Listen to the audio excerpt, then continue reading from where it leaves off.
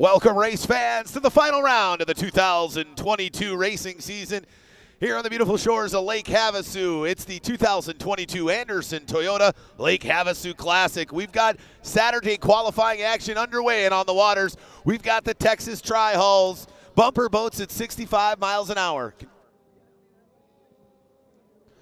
Let's take a look at what our starting grid looks like here in the first of four qualifying heats in the Texas Tri-Hull class. On the inside of lane one, the number 88 of Josh Wells.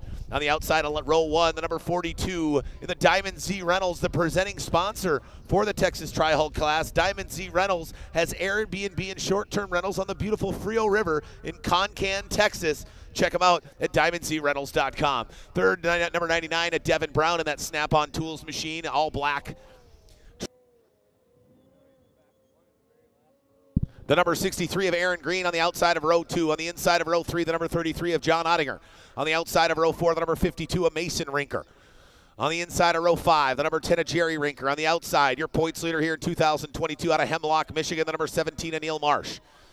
On the inside of row 5 is the 37 of Tanner Rinker. Then the 93 of Jared Jensen, the 13 of Grant Schubert, and the 29 of Jared Jensen. Here we go, ladies and gentlemen. We're underway, and they drop the flag and come roaring to life down the front straightaway. Out in front, the number 88 of Josh Wells has found the clear water. And here comes the 42 of Wyatt Zeller sneaking out of row 2 to get up into second position with the 99 of Devin Brown pushing hard. We see those Texas Tri-Hulls packed tightly down the straightaway on this two-pin course here on the shores of Lake Havasu. Our leader, the 88 of Josh Wells, goes way wide to the outside. The 42 of Wyatt Zeller followed to the inside. And where is that orange boat? That's the 33 of John Ottinger. The young man coming up into third position and fighting hard for second. It's the 42 of Zeller and the 33 of Ottinger side by side. As we make our way down to the south end of the course here on this first lap of 7 in this qualifying heat. There's the 33 Ottinger. Now who's coming into the mix there? That's the 52 of Mason Rinker, but now they start to pull away. It's Ottinger and Zeller fighting for second and third down the backstretch as they're trying to track down the man who started on the pole and leading out in front, the number 88 of Josh Wells. There's Wells in that 88 machine. There's the 42 of Zeller and the 33 of Ottinger. Ottinger down tight to the inside, pushing hard. He get out in front of the 42 of Zeller, and we've got some movement in the podium. In second position now, the 33 of John Ottinger, running in that JH Performance Boats machine, pushing hard out in second. We've got a log jam for third, fourth, fifth, and sixth. They're all smushed up. There's the 52 of Mason Rinker, right nipping on the heels of the 42 of Wyatt Zeller. As they continue to push, the 33 of Ottinger in that orange machine just down to the north end of the course now, all the way back out of the north end turn down the front stretch is our leader, the 88 of Josh Wells. But we got a doozy down there at the north end of the course as we've got 4 boats fighting for the final spot on the podium. It's the 52 of Mason Rinker side by side with the 42 of Wyatt Zeller. It's Rinker on the inside, Zeller on the outside as they go down the front stretch, deck to deck, down into turn number 1. Mason Rinker squeezes by the 42 of Zeller, then coming out of nowhere, that's the 10 of Jerry Rinker. Scary Jerry fighting his way hard, trying to get up on the podium, trying to catch his grandson as they go side by side down the back straightaway. And here comes the 17 of Neil Marsh sneaking up on the rest of the field as they are banging around. Bumper boats at 65 miles an hour. Heroes on the shores of Lake Havasu. It's the 2022 Anderson Toyota Lake Havasu Classic here at the Nautical Beachfront Resort.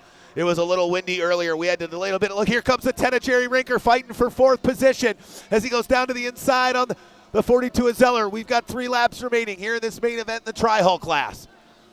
And a battle for the final spot on the podium here. The first of 4 qualifying heats is underway. The 52 of Mason Rinker is out pulling away from his grandfather, the 10 of Jerry Rinker.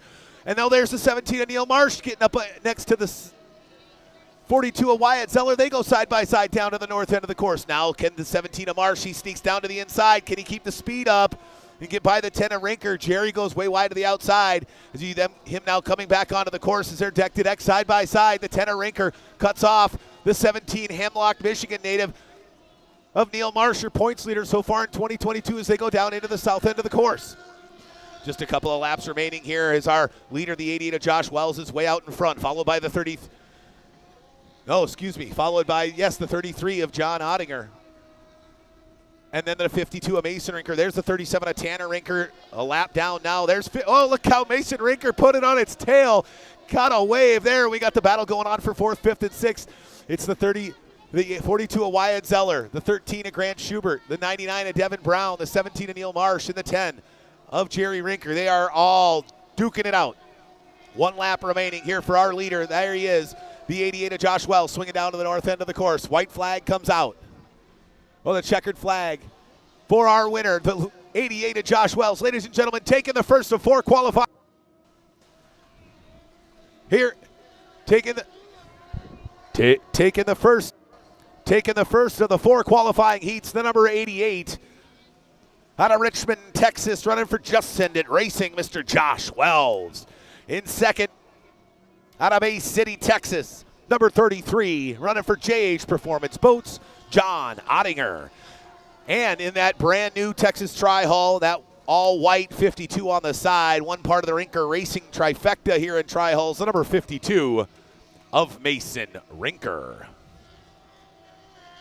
There's the 33 of John Ottinger, very excited. Hopefully we'll get a chance to chat with the man out front, the 88 of Josh Wells, as he's going to come to the start pontoon here. We're going to have a chance to talk to him. But, hey, that's bumper boats at 65 miles an hour. Always a great time here on the Formula One Powerboat Championship Series. As our leader, the winner, the 88 of Josh Wells, is going to make his way down to the start pontoon here in just a second. We're going to have a chance to chat with a young man who started on the pole and went wire to wire here in Heat 1.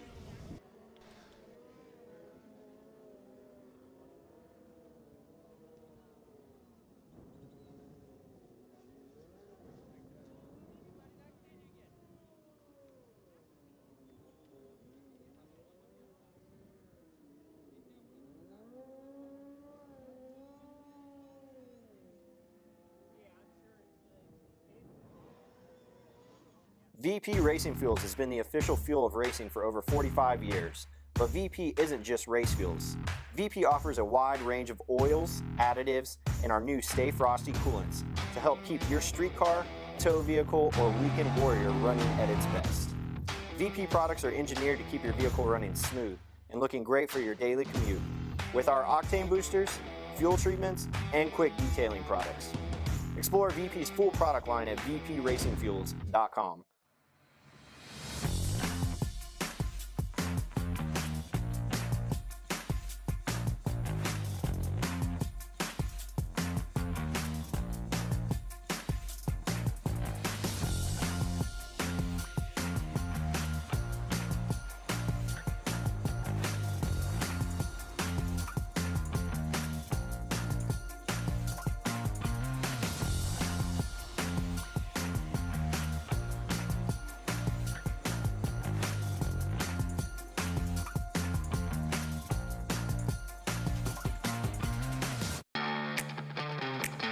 Discover Arizona's playground.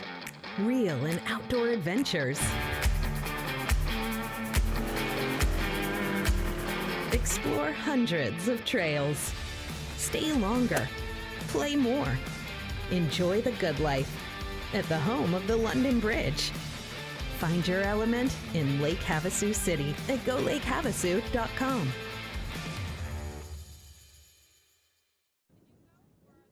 All right, race fans, well, joining me down here on the judges' stand, the winner of qualifying heat number 1 in the Texas Tri-Hull class, number 88 of Josh Wells.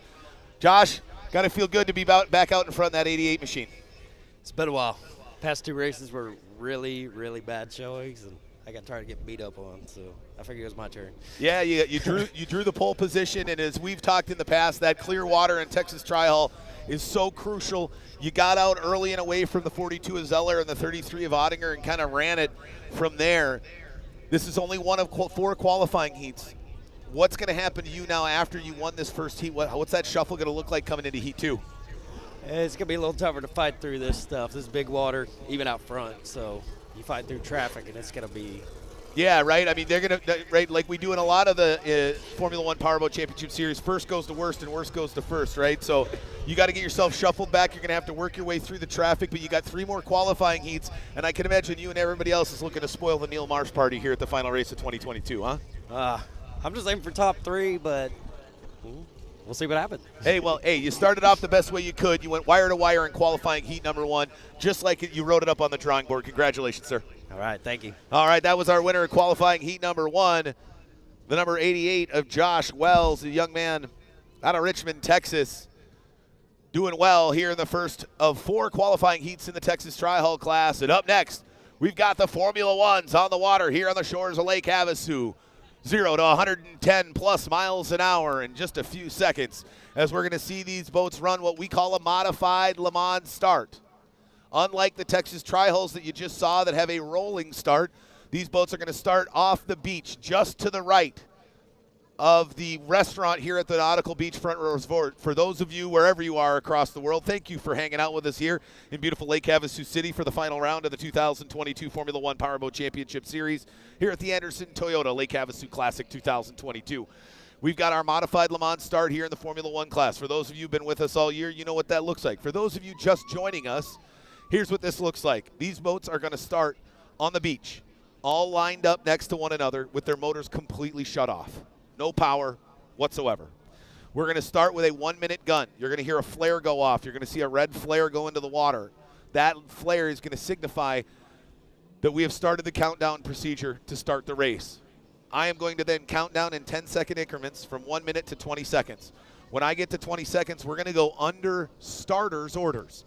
For those of you wherever you're watching across the world, or if you're here at the Nautical Beachfront Resort, there is a rescue boat dead out in front of the big dock that I'm on here, right in front of our start-finish line in the middle of the race course. That is our starter. He's going to raise a big, giant orange flag. When he drops that flag, you're going to hear these 14 Formula Ones come roaring to life off the beach.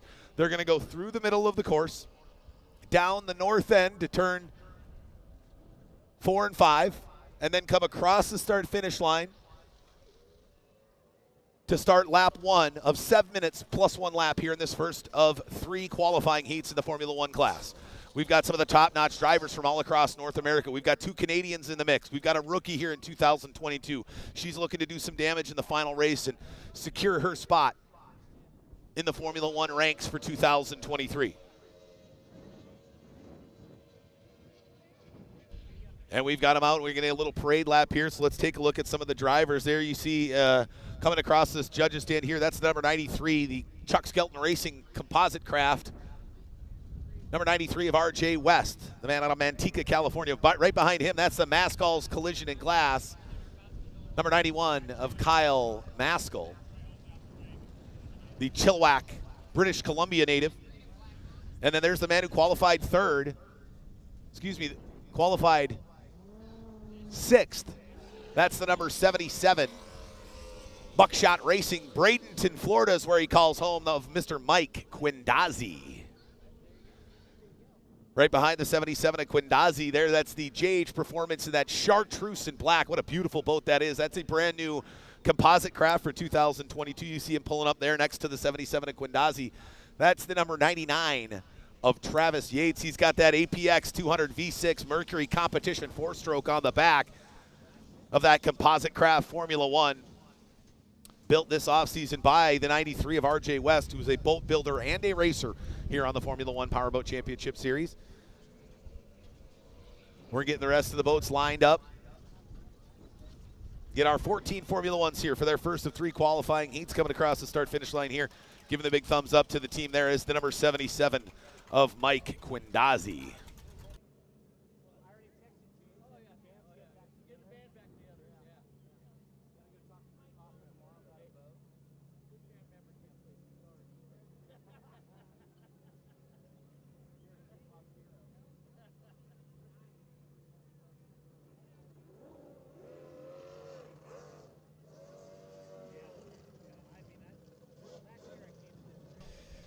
All right, let's take a look at the rest of our qualifying grid here in this first of 3 qualifying heats. On the pole with the lone sub-35-second lap time here on the shores of Lake Havasu, the young man out of Nashville, Tennessee, running for Anderson Marine, the man who won round 4 of the 2022 series back just a few weeks ago at the battle on the San Jacinto in Highlands, Texas, number 17, Dylan Anderson. Your points leader so far going into the final round here. He's got a slight lead over the rest of the field, trying to take home that season championship and coming second off the start pontoon in the first qualifying heat. Out of Santa Rosa Valley, California, running for Clover Construction. That all white, number 24 on the side, Mr. Spencer Love. Third off the start pontoon, one of the 2 Canadians in the field here this weekend, out of Ontario, Canada. Running for Crystal Clear Wiper Blades, number 94, Rusty Wyatt. Coming fifth off the start pontoon, his best fast lap qualifying in his career. Super happy for this guy. He's really got that boat finally figured out and dialed in. Running for Barletta Boats, that all-white Seabold designed Formula One with Barletta on the side out of Syracuse, Indiana. Number 74, Jesse Swain. Six off the start pontoons, the boat we saw a little bit earlier. That's the man out of Bradenton, Florida, running for Buckshot Racing. The number 77 of Mike Quindazzi. There we see fourth. There's the boat that starts fourth off the start pontoon. That's the man from Houston, Texas, running for Rinker Boat World. Number 52, Chris, the real deal Rinker. Seventh off the start pontoon in his debut race with the Formula One Powerboat Championship Series out of Chilliwack, British Columbia. Number 91, Kyle Maskell. Behind Maskell on the starting grid here in qualifying heat number 1, out of Richmond, Texas, running for Hertz Audio and JH Performance Boats. Number 8, Jeremiah Get Out of My Way Mayo.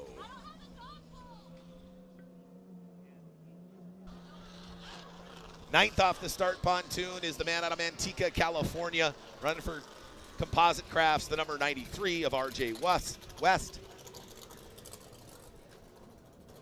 10th off the start grid is the 03 of Dustin Terry, the other half of the Clover Construction Racing Team, running for Hangar 24 Brewery.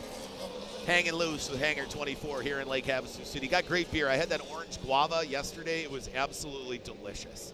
So for those of you wherever you are across the world, if you ever make your way down here to beautiful Lake Havasu, make sure you stop by Hangar 24, a proud sponsor of the 2022 Lake Havasu Classic. Stop by any of the beer stations and grab a Hangar 24, American Light, Signature Orange Wheat, Betty IPA, or Orange Guava Ale. You can check them out on Facebook and Instagram or at Hangar24. That's Hangar, the number 24brewing.com. And if you're out here in Lake Havasu City traveling back, don't forget, stop into the Lake Havasu City Airport and get 20% off your tab by showing them your Lake Havasu Classic entrance ticket. All right. Behind the 03 of Dustin Terry is another part of that Hertz Audio JH Performance Team. That's the number 15, Richmond, Texas is where he calls home, Mr. Tim Kraft. Then that Chartreuse in black, number 99 to Travis Yates, coming 12th off the start pontoon.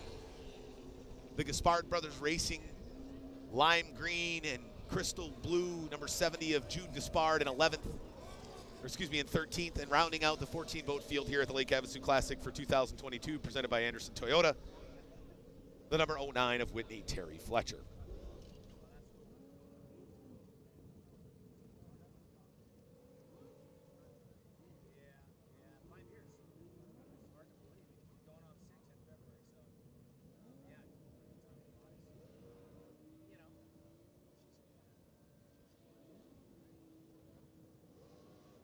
All right.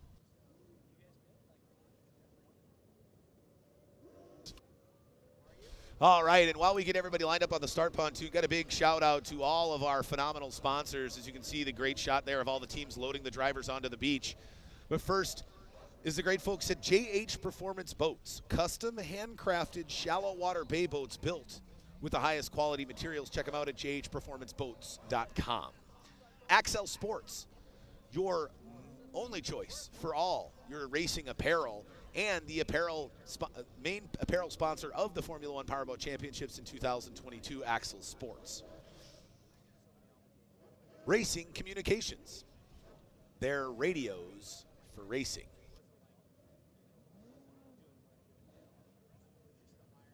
Seabold Sports, world champion powerboat racing since 1939. Seaway Marine, your one-stop boat motor shop, marine parts online, fast at seawaymarine.com. And Bowden Development, our streaming partner for 2022. Big shout out to Todd Bowden and all the great folks at Bowden Development. Bowden Development, building to a higher standard, has what made Bowden Development one of the most trusted names in California construction industry. Founded in Monrovia in 1971, they have created an enduring tradition of exceptional quality, consumer confidence, shared foresight, and integrity at every level. It's only natural that they treat their clients and customers like a part of the team. They understand the importance of home, community, and family. It's their motivation each and every day. The great folks at Bowden Development bringing you this live streaming for all of 2022, so a big shout out to Bowden Development.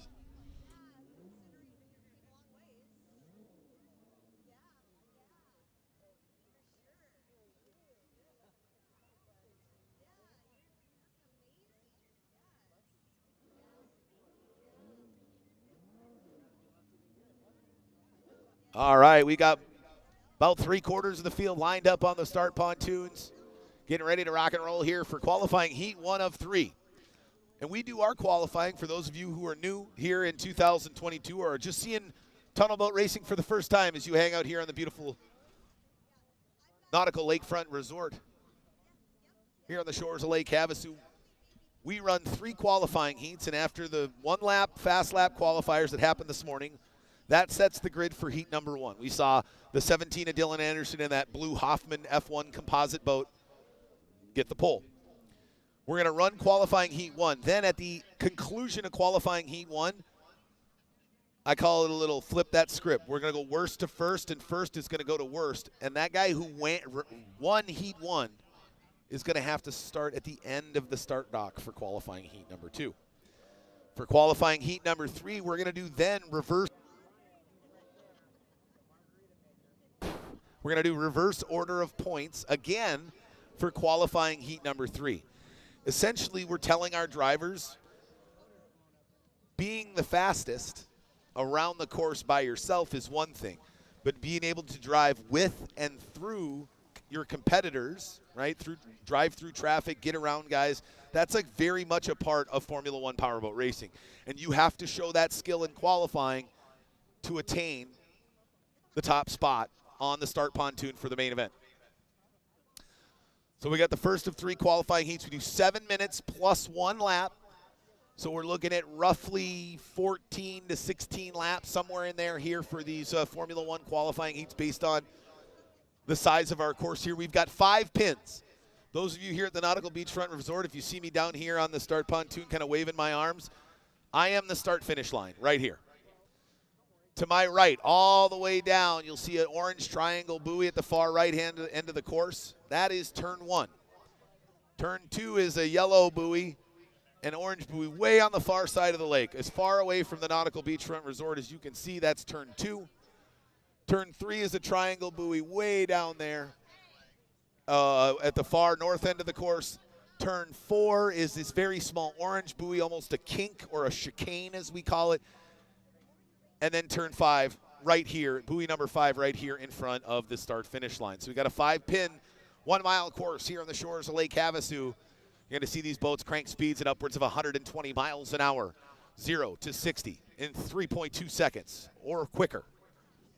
Sometimes you'll see these guys down in the mid-2s, 0 to 60. Legit. Yeah, these things boogie, and that's what's great about them. They get up to speed, and they do it now. You're going to hear them come roaring to life down off that start pontoon.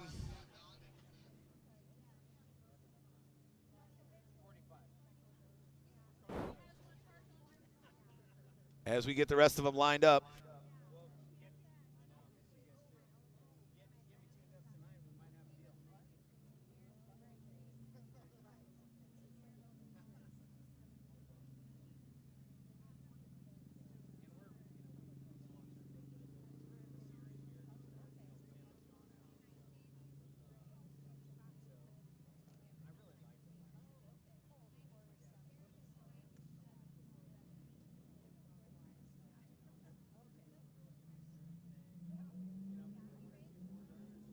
All right, looks like we're just waiting for a couple of those big boats on the far side of the lake there to kind of get cruising out of our space. Those big boats create some really nasty rollers, and those guys like to let those rollers get through the course before we drop the flag. As you can see, that big boat's taking off there off the north end of the course. You know, we got a bunch of fast speedboats out here. He's got to show, look how fast my boat can go as he takes off down the other end of the river, and his cohort in crime there chasing off after him onto the distance there at the south end of the course. We want to get those guys off the course, let those rollers lay down. You can remember these Formula One boats are essentially an airplane that rides on the top of the water. They ride on a cushion of air that lifts the majority of the boat up out of the water. These boats are anywhere between 16.5 and 17 feet long, and at top speeds you might see 2.5 to 3 feet at most of the tail of the boat in the water at one time. They ride on that air, and we've all seen it, or if you haven't, check out our Facebook and YouTube pages where we got all this live streaming going on. We've got tons of great footage where you can see what happens when these guys turn from boats into airplanes. They go over, and they go over in a big way. And so we got to make sure we keep those rollers off the race course.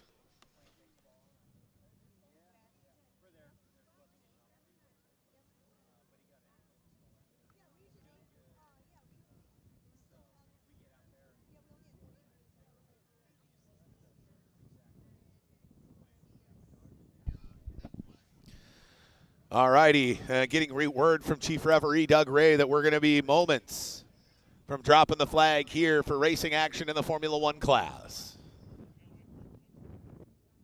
All right, looks like we're just getting word from our safety crews out on the race course for those rollers to make their way through the race course from those two large cigarette boats that were down the south end of the course there on the backside. They came roaring off.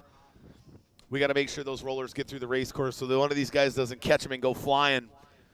Because, again, the boats are going to come off the shore here in front of the Nautical Beachfront Resort through the middle of the course, down around the north end and back here, starting at the judges' stand right here at the pier for lap 1 of this 7 minutes plus 1 lap here on the shores of Lake Havasu.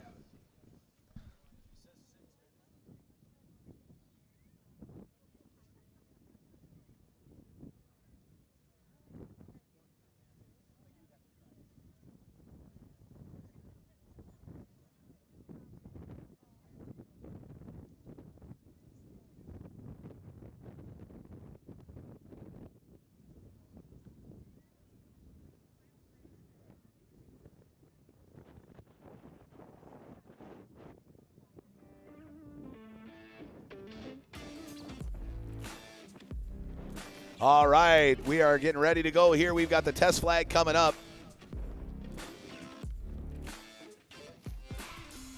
Okay. All right, there's the test flag up. You can see there just in front of where they're dropping the boats off. You can see just off to my right here.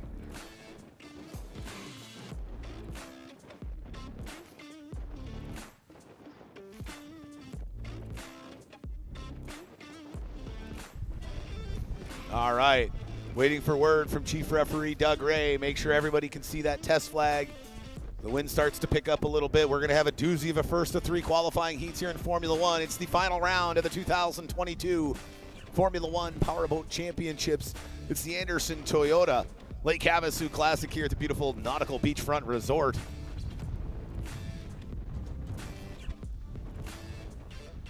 Wind starts to pick back up again. Round number 2, Mother Nature coming in. Going to make this one interesting here. We want to get this thing underway as soon as possible. All right, here we go, ladies and gentlemen, coming up on the 1 minute gun.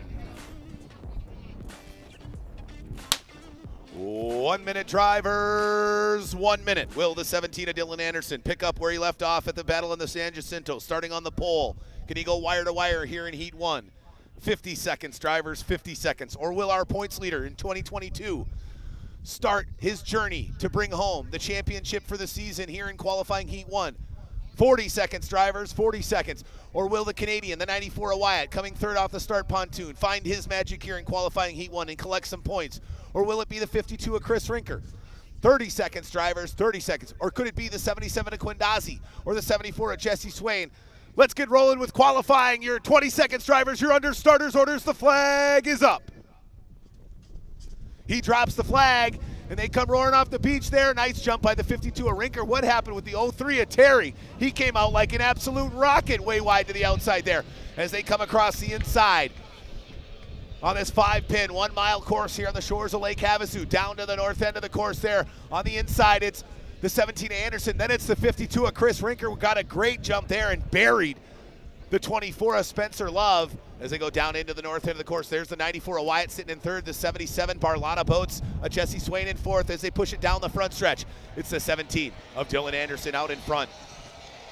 with a rear view mirror full of this 52 of Rinker, followed by the 94 of Wyatt. Then it's the 77 of Swain, the 03 of Terry, and the 24 of Spencer Love. There's Love with that black rear cowling clover on the side, on his outside hip there, wide to the outside. That's the 74 Barletta Boats of Jesse Swain, holding on in fourth position as they push down the north end of the course. The 17 of Anderson starting to pull away from the 52 of Rinker as he sets it down into turn number 4. Now, down into turn number 3. Slides it off a 3, kinks it through turn number 4 there. Now pounds it down the straight runway. Holding out in front. There's the 52 of Chris Rinker in second, and there's the 94 of Wyatt starting to catch up in third. In fourth is the Barletta Boat 77 of Jesse Swain. Then in fifth, Spencer Love. There's the 94 of Wyatt pushing hard, trying to gain ground on the 52 of Chris Rinker. In the distance there, you see the 17 of Dylan Anderson, our leader here and pole sitter in qualifying. The man out in front, running for Anderson Marine out of Nashville, Tennessee, trying to go back-to-back here as he won round 4 at the Battle of the San Jacinto in Highlands, Texas, trying to win the final race here in 2022. We got a battle going for second. On the inside, it's the 94 of Wyatt. On the outside, it's the 52 of Rinker as they go dancing down the front straightaway. 105, 110, 115 miles an hour as they push those Formula Ones to the limit. Down on the south end of the course, 94 of Wyatt goes through the wake of the 52 of Rinker. Has to go wide to the outside. And look at how much of a gap that caused between the 52 of Rinker and the 94 of Wyatt. Just that one corner can be such a game changer. And what a great move there by the 52 of Rinker as he was able to shut the door and force the 94 of Wyatt to back way off. And now it looks like he might just be holding on as we've got 4 minutes plus 1 lap remaining in this first of 3 qualifying heats. It's all Dylan Anderson right now, the young man from Nashville, Tennessee. That beautiful bright blue and carbon Formula One Hoffman built fully composite boat holding on to first place. And it's the 52 of Chris Rinker. Then it's the 94 of Rusty Wyatt.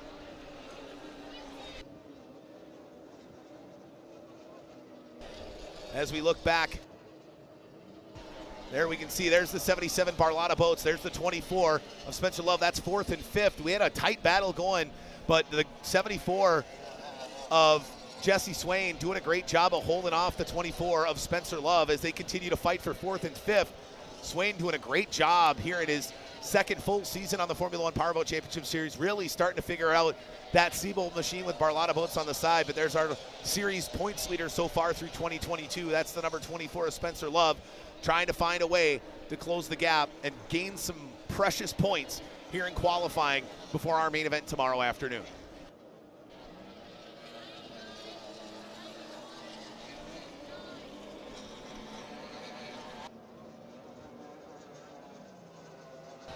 (17) Dylan Anderson still out in front, trying to go wire to wire. 52 of Chris Rinker sitting in second. Now here's the tricky part. The 17 of Anderson's gonna start getting into some back markers. This is gonna make it tricky for the young man out of Nashville. Can he navigate these boats? The 77 of Quindazzi, I don't know what's going on with him. He qualified 6th, and now he's about to get lapped by the 17 of Anderson. It is a brand new boat for him. He had the Hoffman F1 as his backup boat for 2020. Oh, look out there, Anderson goes over the wake and almost runs right into the 77 of Quindazzi. That's going to shorten the door between him and the 52 of Chris Rinker. Quindazzi trying to hang on to the lead lap there. You see 2 Hoffman F1s running, one on the lead lap, one trying to stay on the lead lap as they go down to the north end of the course. The 17 of Anderson, that gap has started to close big time over the 94. There's the 17 of Anderson. There's 94 and 52. The 52 all-yellow Rinker Boat World of Chris Rinker dousing through the spray of the 17 of Anderson, trying to find somehow, some way to catch the man who's gone wire to wire so far. Started on the pole and now sitting out in front in first place as the 94 of Rusty Wyatt tries to find his own lane to get by the 52 of Rinker. He goes sliding wide to the outside. There's the 17 of Anderson. He's looking to eye up the 09 Craftsman JH Performance of Whitney Terry Fletcher as she tries to stay on the lead lap. There's the 77 of Mike Quindazzi, now a lap down here in this 6 minutes plus 1 lap. First of 3 qualifying heats in the Formula One class. There's an overhead shot. That's the 17 of Anderson trying to get by the 91 of Kyle Maskell. That's the young man out of Chilliwack, British Columbia, running for Maskell's Collision and Glass. And there's Anderson now eyeing up the 99 of Travis Yates. He easily gets by the 99 of Yates, that JH Performance machine with that APX 200 V6 competition 4-stroke on the back. But there's the 17 of Anderson continuing to kind of put this thing in cruise control. You know he's got the 52 of Rinker behind him. but he's got a good enough lead here with just a minute to go. But boy, it's getting rough down there on the south end of the course. He bobbles his way through turn number 1. Now works his way to the backside of the course. Off of turn number 2. Now there he's the far boat going in through turn 2. Now here comes that log jam. That's the 52 of Rinker was able to get by. And then Wyatt gets by the 91 of Maskell and the 99 of Travis Yates. As our leader, the 17 of Dylan Anderson, eyes up the 70 of Jude Gaspard and goes down the front stretch. There's the white flag. Go fast, turn left, just 5 more times for the young man out of Nashville. He will take the first of 3 qualifying heats here in the Formula 1 class. As the 17 Anderson now works his way as the wind picks up out of the south end of the course, now down the backside. He's got that thing tailed out, packing air out of that 17-foot long tunnel haul. 105, 110 miles an hour. Getting rough here. Going to have to keep it under control so he can keep this thing upright till the conclusion of qualifying heat number 1 as our leader comes there down out of turn number 2. Down out of turn number 3. Kicks it off at turn 4. Ladies and gentlemen, picking up right where he left off, taking qualifying heat number 1 out of Nashville, Tennessee, number 17, Dylan Anderson. Coming in second place is the 94 of Rusty Wyatt out of nowhere. Gets by the 52 of Chris Rinker. What a great run there for the 94 of Rusty Wyatt on the final lap. And in rounding out the top 3, the 52 of Chris Rinker. Then it's the 24 of Spencer Love, the 8 of Jeremiah Mayo, barely by like a third of a boat length. And then falling back to 6th position was the number 74 of Jesse Swain, 7th, the 93 of RJ West, 8th, the 03 of Dustin Terry, and 9th, the 15 of Tim Kraft. And then rounding out the field is the number 70 of Jude Gaspard.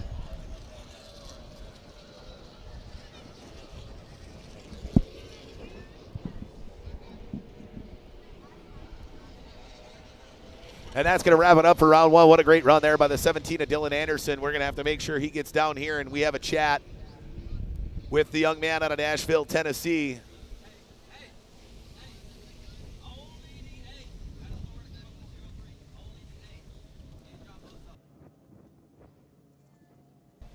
And here comes the 17 of Dylan Anderson. Hopefully we get a chance to chat with him.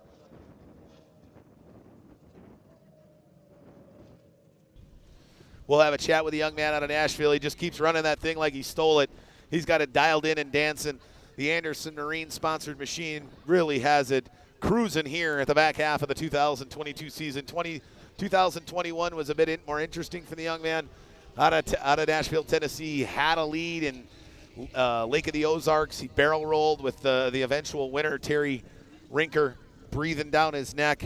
But it looks like he's got some of those things figured out here as he's going to make his way down in front. We'll take a quick commercial break, and we'll be right back with our winner from qualifying heat number 1, the number 17 of Dylan Anderson.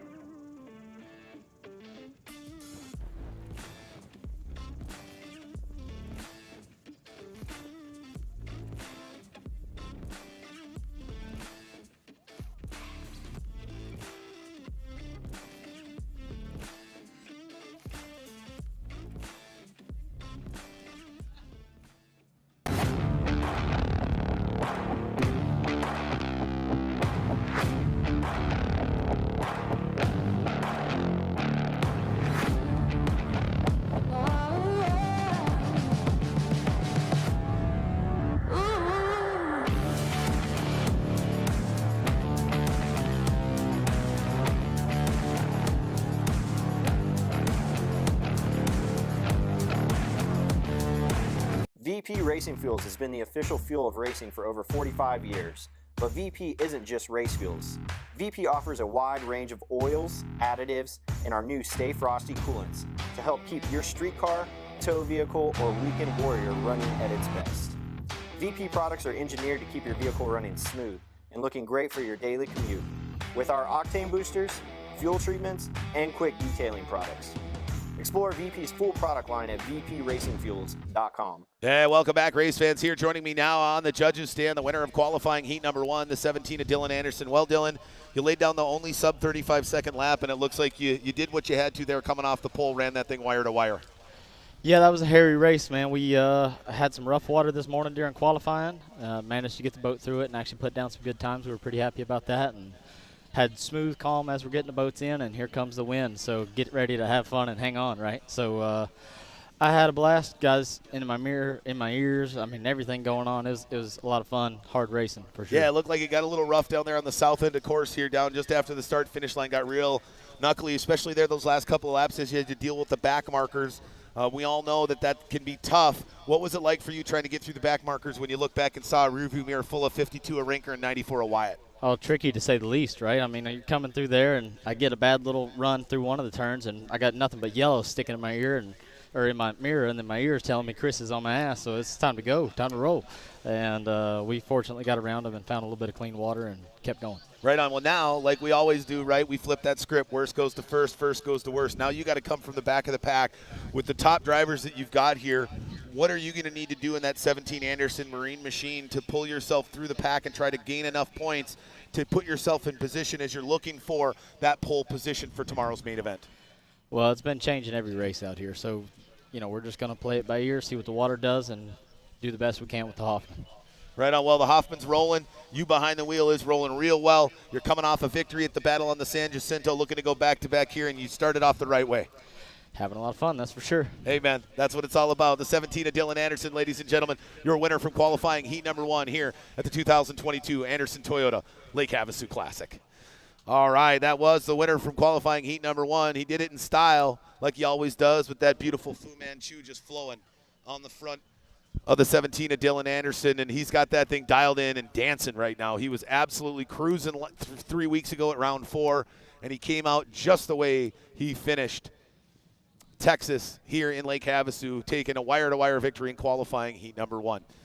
All right, we're going to take a quick break. Yours truly is going to get a quick wet of the whistle, and we're going to be right back with the first of 3 qualifying heats in the Formula Lights class. These are 2-cylinder OMC outboards on the back of 13-foot-long tunnel hulls, speeds upwards of 85 miles an hour.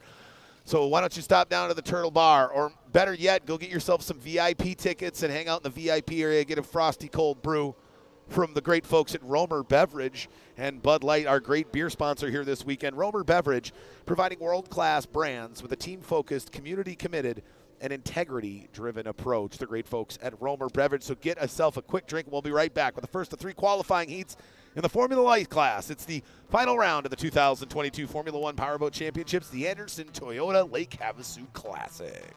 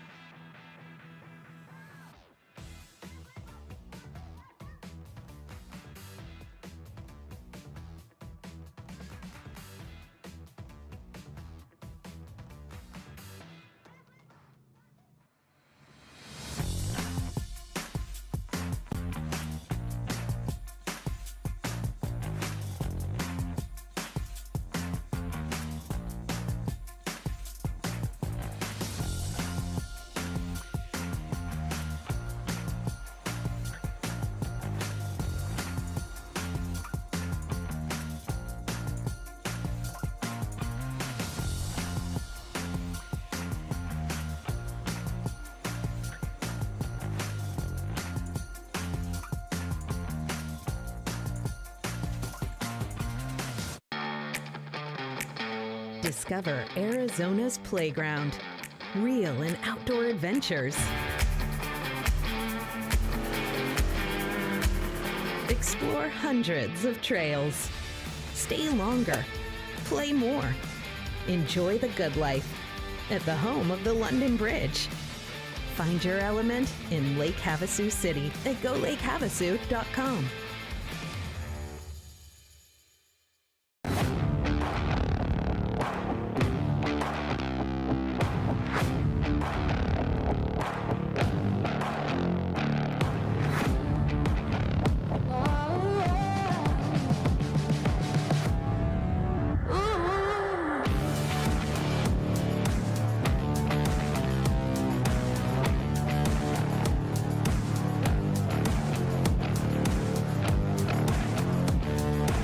VP Racing Fuels has been the official fuel of racing for over 45 years. But VP isn't just race fuels.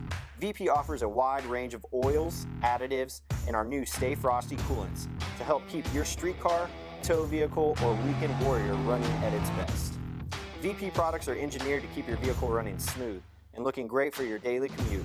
With our octane boosters, fuel treatments, and quick detailing products. Explore VP's full product line at vpracingfuels.com.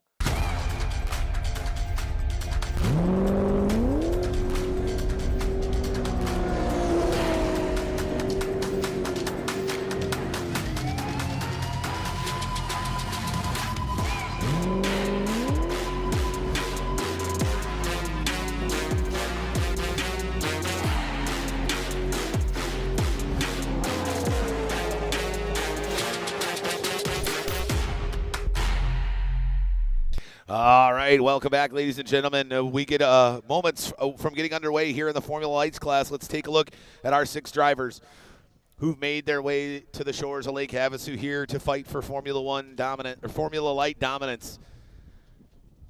The man who is on the pole out of Alta Loma, California. Number 10, running for Williams Construction, Mr. Jason Williams. Coming second off the start pontoon in the Formula Lights class out of Richmond, Texas. Running for Hertz Audio and JH Performance Boats, the number 13 of Grant Schubert. Third off the start pontoon out of Stacy, Minnesota. Running for Latitude, the number 14, Tyler Peterson. Fourth off the start pontoon out of Greenfield, Wisconsin. Running for Pizza Inn and B&B Racing. Your defending Formula Lights champion, number 35, Mark Schmierbach.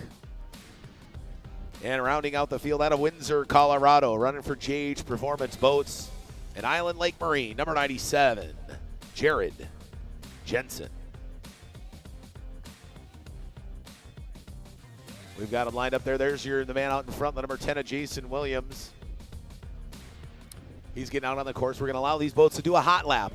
What is a hot lap, you ask? Well, it's pretty simple. They get out, they cruise one lap around, let that motor get nice and tuned up, get all the fuel flowing through it, get everything primed and ready to go, because these Formula Lights are going to do just like the Formula Ones did, and they're going to run a modified Le Mans start.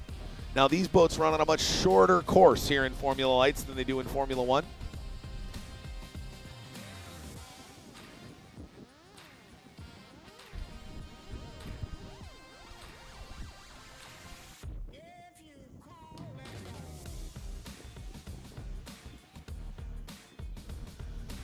As we've got them running down the north end of the course, just getting a hot lap in. It looks like there might be something wrong with the 14 of Tyler Peterson, as he's just sitting dead in the water down at the south end of the course. I don't know what's going on there, but neither him nor the 35 of Schmierbach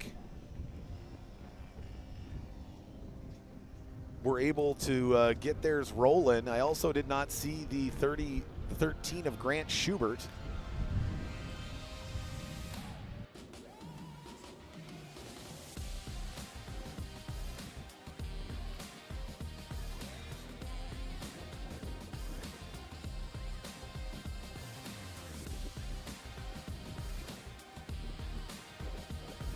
This is Formula Lights, because we only have one Formula One group.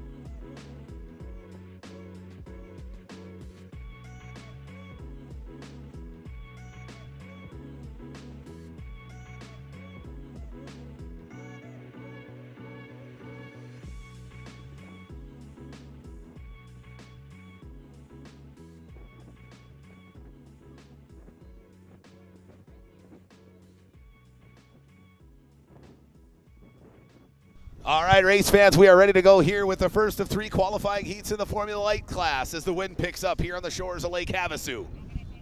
Coming up on the 1-minute gun.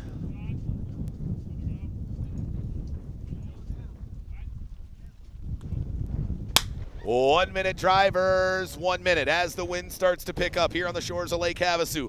The man out of Altaloma, California, trying to bring some hardware back to the great state of California on the left coast.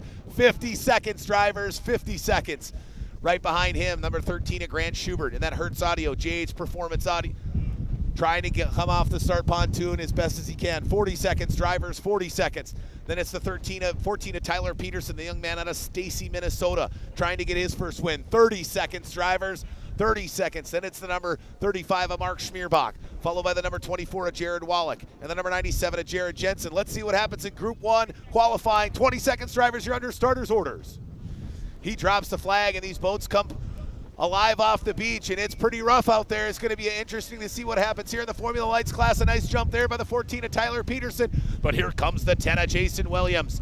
The young man out of California starts to cruise as they go through the middle of the course. It is all Tyler Peterson right now, that bigger Molagard design boat from Europe, handling this rough water a little bit better than the rest of the field as he comes marching down the front straightaway, lays the nose of that Molagard down, and it's just cruising right now here in the opening of 4 minutes plus 1 lap in this Formula Lights heat. As they go down to the north end of the course, now they're going to start lap 1. Look at how rough it is. That Molagard's got about a foot extra of tunnel hull underneath it than the rest of the boats, and he's kind of chunking through this choppy water pretty well there. It's the 10 of Jason Williams, followed by the 13 of Grant Schubert. It is rough out there on the shores of Lake Havasu. These guys are having to dial way off. Look at the 97 of Jared Jensen. The Island Lake Marine, Windsor, Colorado native, has moved himself all the way up into 4th position, starting last off the start pontoon. Who's really struggling out there is the man who has been winning all year, the 35 of Mark Schmierbach. There's the 97 of Jared Jensen. And then you look out in front, you've got our leader, the number 14 of Tyler Peterson, way out in front. And then it's the number 10 of Jason Williams, followed by the 13 of Grant Schubert. But boy, the young man out of Minnesota, whoa, look, it gets it squirrely there, coming across the start-finish line, almost blows it over, coming down the front stretch just before turn number 1. He is pushing it to the limit, the young man out of Stacy, Minnesota, running for Latitude here in Lake Havasu. Check him out at latitude.com. Greater Phoenix area, and a great sponsor for the Peterson Racing Team. And boy, this thing is just a big, hairy winning machine. First time it came out 3 weeks ago, Highlands, Texas. He finished 2nd. Not too shabby. Brought some hardware back to Minnesota. Now he's trying to do it 2 races in a row. And the way things are going right now, who knows, he might be coming home with some big hardware, because the young man has got it dialed in and cruising down the front stretch. That's the 14 of Tyler Peterson. He's out in front. Now we got a battle. First, 3rd, and 4th. As you can see there, the 97 of Jared Jensen starting to catch up on the 13 of Grant Schubert, who's catching up on the number 10 of Jason Williams. As those go 3 boats go down inside of turn number 1, the 13 of Grant Schubert. He's making his move. He found his window. Will he be able to hold off the 10 of Jason Williams? No, he does not. He's not able to get side by side. Williams shuts the door on him as they go down into the far north end of the course. Williams holding on to 2nd position here in this first of 3 qualifying heats in Formula Lights, as they continue to push.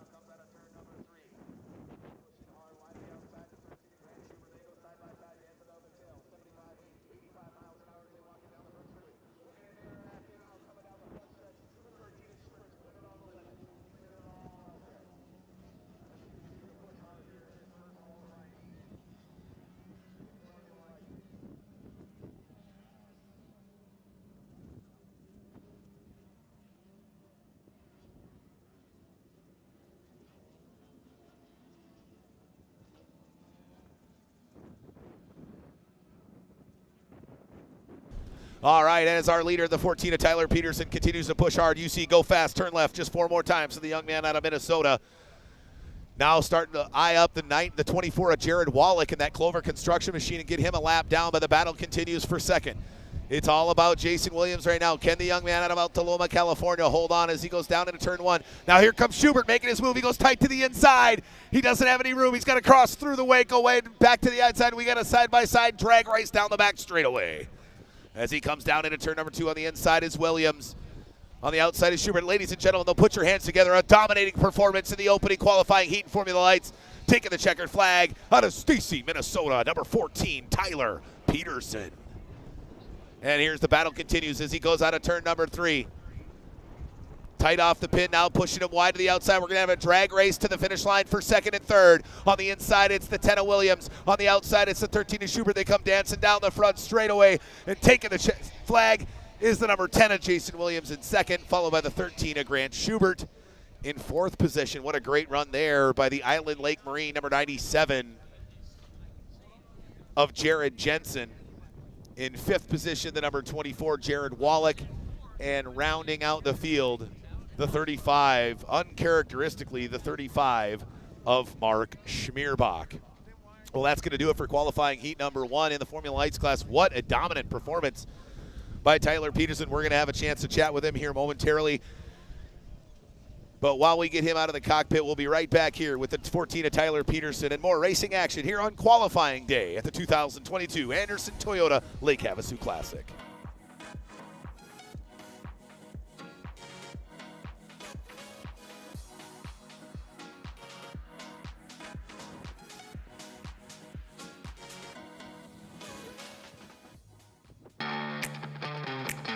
Discover Arizona's playground. Real and outdoor adventures. Explore hundreds of trails. Stay longer. Play more. Enjoy the good life at the home of the London Bridge. Find your element in Lake Havasu City at golakehavasu.com.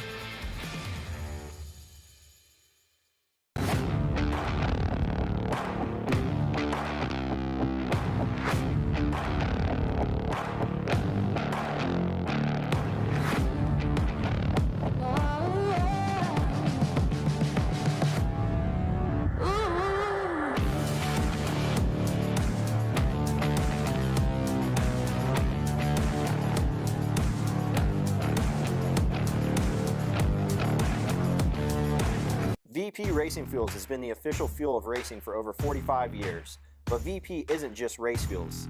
VP offers a wide range of oils, additives, and our new Stay Frosty coolants to help keep your street car, tow vehicle, or weekend warrior running at its best. VP products are engineered to keep your vehicle running smooth and looking great for your daily commute. With our octane boosters, fuel treatments, and quick detailing products. Explore VP's full product line at vpracingfuels.com. All right, welcome back here. Joining me now at the judges stand, the winner of qualifying heat number 1. We're going to just start calling you the hairy American winning machine because you seem to go out on the water with that Molagard, behind the wheel of that Molagard, and just continue to win everything. How'd it feel out there, Tyler? Boy, it was rough.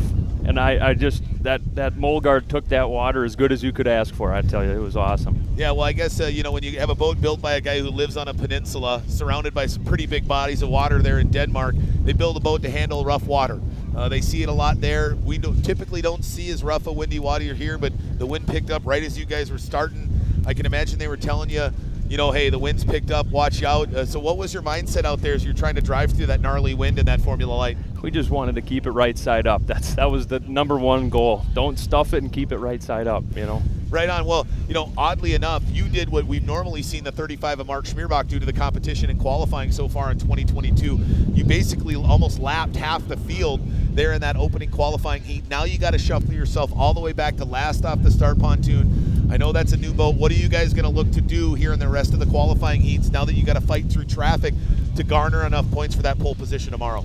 We're just going to play it as it comes. There's a lot of really good drivers out there that are really hard to get around. So it's going to be a battle to do anything out there, and especially in this water. So. Well, hey, you know what? Back in Minnesota where we both live, there's 2 to 4 inches of snow on the ground. So it's a heck of a lot better hanging out in America's playground here in Lake Havasu on the shores of the lake of Lake Havasu here at the beautiful Nautical Beachfront Resort, man. Congratulations on Heat 1. I'll let you get back to the pits and get that thing tuned up for Heat 2. Hey, thank you. Sounds good. All right, that was your winner from qualifying Heat number 1, the 14 of Tyler Peterson, the Stacy, Minnesota native, doing business out here on the shores of Lake Havasu, lapping half the field and running that Molagard like he stole it in this brutally windy conditions here.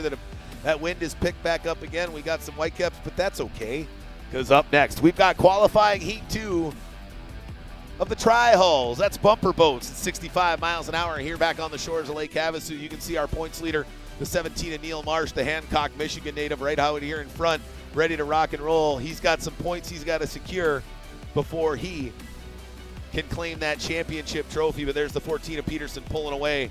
Latitude on the side. The Formula Lights, there's the 17 of Neil Marsh Trials. What a great run for that young man. But we're going to be getting ready here for Texas Tri-Hull Racing in just a moment. And let's talk about what we're going to be doing in Tri-Hulls, right? Like we do with all of our racing. We force our drivers to show not only can they qualify on a fast lap, but they can also work their way through traffic. See those white caps out there here on Lake Havasu just clipping. And so the winner from Heat 1, the 88 of Josh Wells, he's now going to go outside of row 6, right? We go side by side, so there's inside-outside rows. We've got 12 boats here in the tri-hull class. We got 6 rows. He's going to be the outside of row 6. He won Heat 1 on the inside of row 1, that pole position, which is critical in tri-hull racing. And so we're going to have to see what's going to happen with the numbers 88 of Josh Wells. Is he going to be able to hold on to those points that he garnered in qualifying Heat number 1? Or will he get bounced around and tossed around like you tend to do in the tri-hull class and end himself up in the middle of the pack? It's always fun to see the tri-hulls because you never know what's going to happen. I've seen drivers win a heat, and then in the next 2 heats, they can't muster better than a 7th or 8th position. And so it's interesting always to see what happens in the Texas Tri-Hull class. And if you're here at the Nautical Beachfront Resort, you will notice the drivers all pulling in front of the judges stand. Well, that's because we've got their running order posted right here so they can drive by, see where they're at. Okay, I'm in row 3, I'm on the outside, on my inside, I got this guy to me. So they know exactly where they're at. We're going to run a rolling start like we do always in the tri-hull class. Line them up 2 by 2. Our pace boat, we also call him Jet Ski Jared, will lead them as the pace boat down the back stretch, around the front stretch. He'll peel off. Once he peels off, all the drivers are going to look to Chief Referee Doug Ray, who's just down here at the judges stand to my left. He'll drop the green flag. As soon as he moves that green flag, those things take off at full speed from their rolling start, and we get cruising here in Texas Tri-Hull qualifying Heat 2 of 4. They have 2 today, 2 tomorrow. So after these qualifying heats here in Tri-Hulls, we've got the Formula Lights back out on the water for their second qualifying heat, and then the final Formula 1 qualifying heat of the day to wrap up qualifying day racing action here at the Nautical Beachfront Resort. The final round of the 2022 Formula 1 Powerboat Championships. All our live streaming brought to you by the great folks at Bowden Development. Couldn't do it without those great folks there at Bowden Development. But, you know, the reason we're here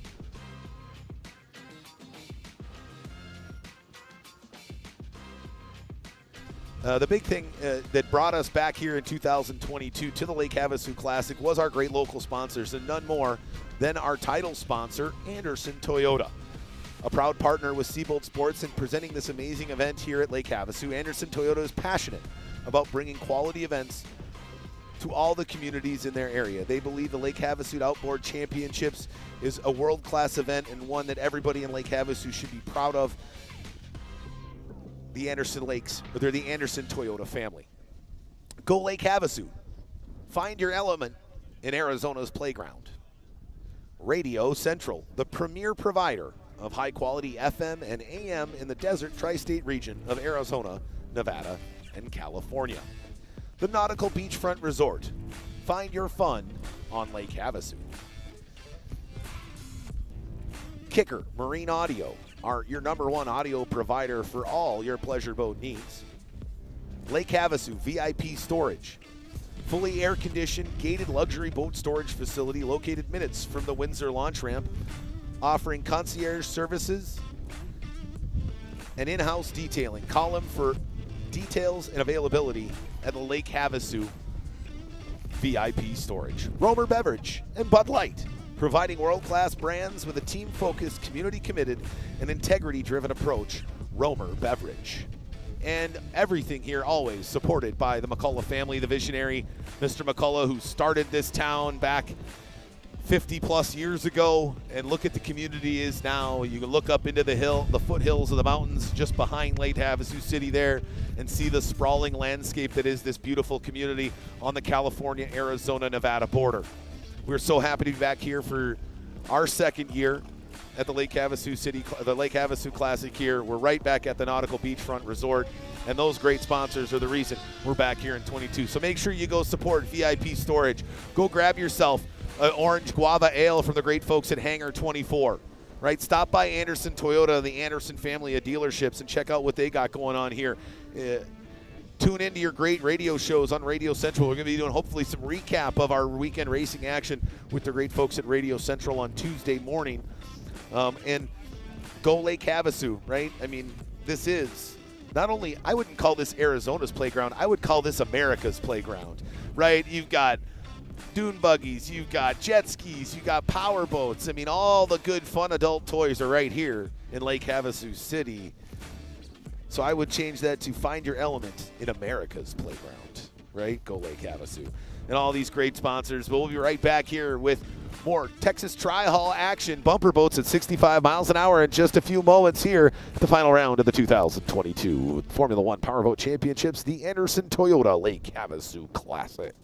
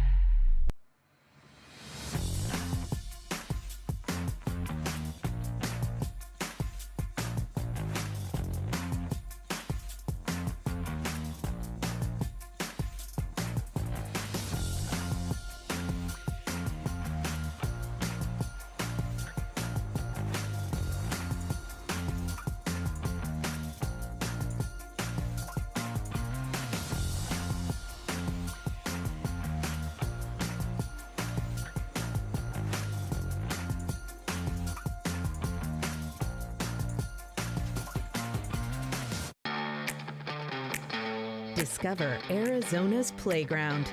Real and outdoor adventures. Explore hundreds of trails. Stay longer. Play more.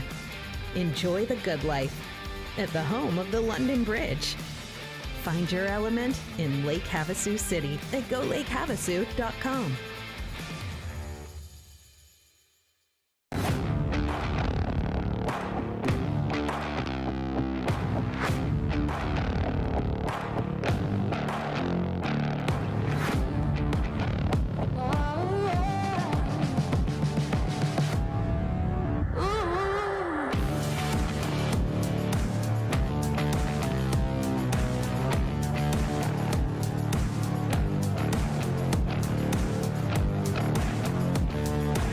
VP Racing Fuels has been the official fuel of racing for over 45 years. But VP isn't just race fuels. VP offers a wide range of oils, additives, and our new Stay Frosty coolants to help keep your street car, tow vehicle, or weekend warrior running at its best. VP products are engineered to keep your vehicle running smooth and looking great for your daily commute. With our octane boosters, fuel treatments, and quick detailing products. Explore VP's full product line at vpracingfuels.com. All right, welcome back, race fans. We've got about all our tri-hulls loaded in the water as this wind starts to pick up and Mother Nature starts to rear her ugly head again. We'll see if we can get these tri-hulls on the water. You saw one of them rip it up to the start pontoon here to check where he was on the starting grid, and he was bouncing all over the place. That's why we call them bumper boats at 65 miles an hour. These boats are going to be boogieing out there on the shores of Lake Havasu, and we're just moments away. The Texas Tri-Hull class brought to you by Diamond Z Rentals. Diamond Z Rentals has Airbnbs and short-term rentals on the beautiful Frio River in Concan, Texas. Float one of Texas's clearest rivers. Visit the historic Garner State Park or just hang out in the cool, crystal clear water of the Frio River on Diamond Z Rentals. Diamond Z Rentals also the main sponsor of the 42, a Wyatt Zeller, a young man who started on the outside of row 1 in qualifying heat 1 but shuffled back to 5th position. Hoping to have a little bit better showing here in heat number 2. Probably had to go back and reset some of the motor height, maybe pick a different prop. Propellers are so crucial to powerboat racing because the propeller is the only thing that pushes the boat forward, right? You don't have 4 tires, so if you lose one, you still got the 3 that are running if one's not sticking or holding like you want it to.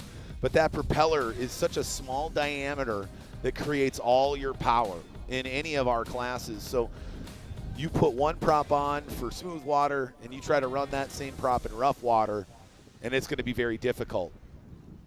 You take that rough water prop and you try to run it in smooth water, you're going to have some of the same problems. The boat's going to stick to the water.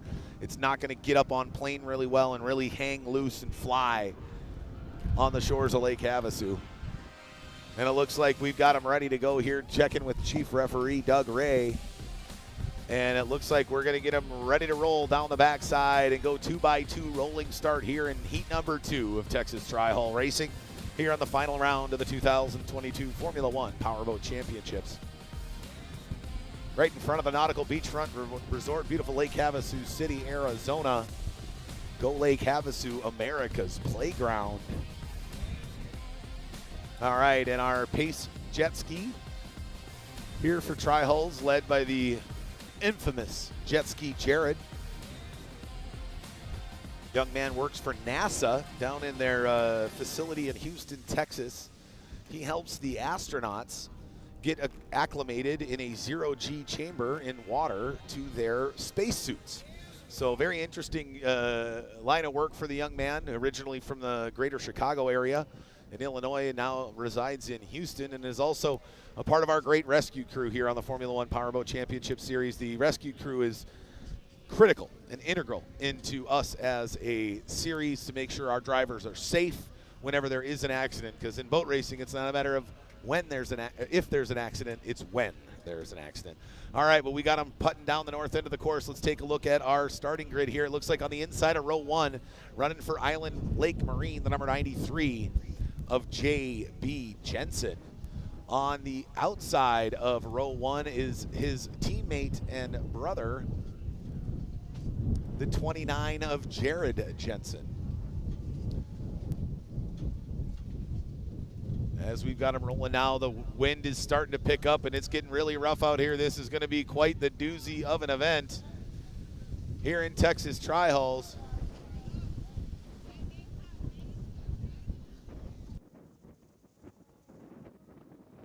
As he drops the flag, here we go. We're under racing a 93 of JB Jensen and the 63 of Aaron Green fighting hard down the front stretch. We got 5 boats jammed together down to the south end of the course. Oh no, the 37. As we take a look at their battling hard down the back straightaway. As we can see there, right in front of the judges stand, the 37 of Mason Rinker. There we go, the 37 of Mason Rinker lost his motor. The motor hanging off the back of that Texas Tri-Hull. What an unfortunate young events for the number 37 of Tanner Rinker. But right now, right now it's the 93 of JB Jensen. Young man out of Windsor, Colorado, trying to hold off his brother. That's the 29 of Jared Jensen. There is Jared. And then in third, that's the number 10 of Scary Jerry Rinker. But right now, it is all 93 of JB Jensen trying to get his first win in Texas Tri-Hulls here in this second qualifying heat as he comes cruising down the front straightaway. Oh, we got a mashup down at the far end of the course. Oh, no, look out. Everybody's banging in to the number 10 of Jerry Rinker as he went dead in the water down there at turn number 2. That's what happens here in Texas Tri-Hull. It gets hairy out there on the shores of Lake Havasu with these bumper boats at 65 miles an hour. We also lost the 33 of John Ottinger. Oh, look out there, JB. He is getting it bouncing all over the place. There's the 33 of John Ottinger who went dead in the water as we see our leader, the 93 of JB Jensen, come out of the south end of the course, and he's got a couple of guys right on his hips. That's the number 13 of Grant Schubert and the number 29 of Jared Jensen as they go side by side. 13 of Schubert blows by the 29 of Jensen, and now he's got to try to track down the man out in front, the number 93 of JB Jensen's going wide to the outside of turn number 2 there on turn number 1 on the south end of the course. The 29 of Jared Jensen sneaking back up side by side with the 13 of Schubert, but Schubert starts to pull away, and then in fourth position, that's the 99 of Devin Brown, followed by the 52 of Mason Rinker on the inside hip there.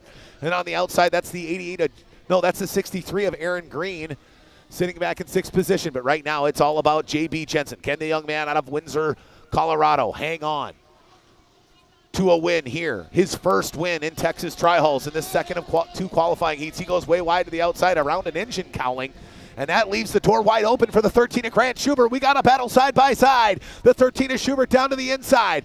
The 93 of JB Jensen wide to the outside as they go deck to deck down the back straightaway. Oh, look out there. Schubert, the 13 of Grant Schubert gets its way up on its tail, and the 17 of Neil Marsh went dead in the water. So the 93 of JB Jensen had to go way wide to the outside, and that's going to hurt his chances because once the 13 of Grant Schubert gets out in front, it is very difficult to get around the young man out of Richmond, Texas at JH Performance Machine. These boats, all the Tri-Hulls have been built by JH Performance Boats.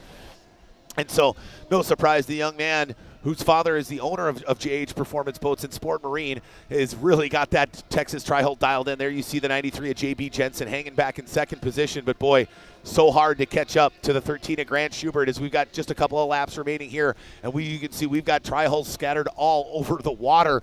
They've gone dead everywhere on the course, banging around here on the shores of Lake Havasu. Out in front there, taking the white flag. Go fast, turn left just a couple more times is the man out in front, the 13 of Grant Schubert, but we got a battle. And we got a battle for brewing for second between brothers. It's a brotherly affair on the outside. In 3rd position, the 29 of Jared Jensen. On the inside, the 93 of JB Jensen as they go down the back straightaway. But our leader, as our leader comes out of the north end of the course, ladies and gentlemen, put your hands together, taking another checkered flag in the Texas Tri-Hull division, number 13, Grant Schubert. And holding on to second, the number 93 of JB Jensen, followed by the 29 of Jared Jensen. Then it's the number 99 of Devin Brown in 4th, the 52 of Mason Rinker in 5th, and the 88 of Josh Wells making his way up to 6th position. Boy, what a run it was there for the 13 of Grant Schubert, man. I didn't think he had enough in the tank to get by the 93 of JB Jensen, but JB had to go wide outside of some debris. And, boy, and that caused him to really go wide to the outside. And all Grant Schubert needs is that one opportunity, and the young man took that opportunity and ran it all the way to victory here in the Texas Tri-Hull class. What a good run by the young man out of Houston, Texas.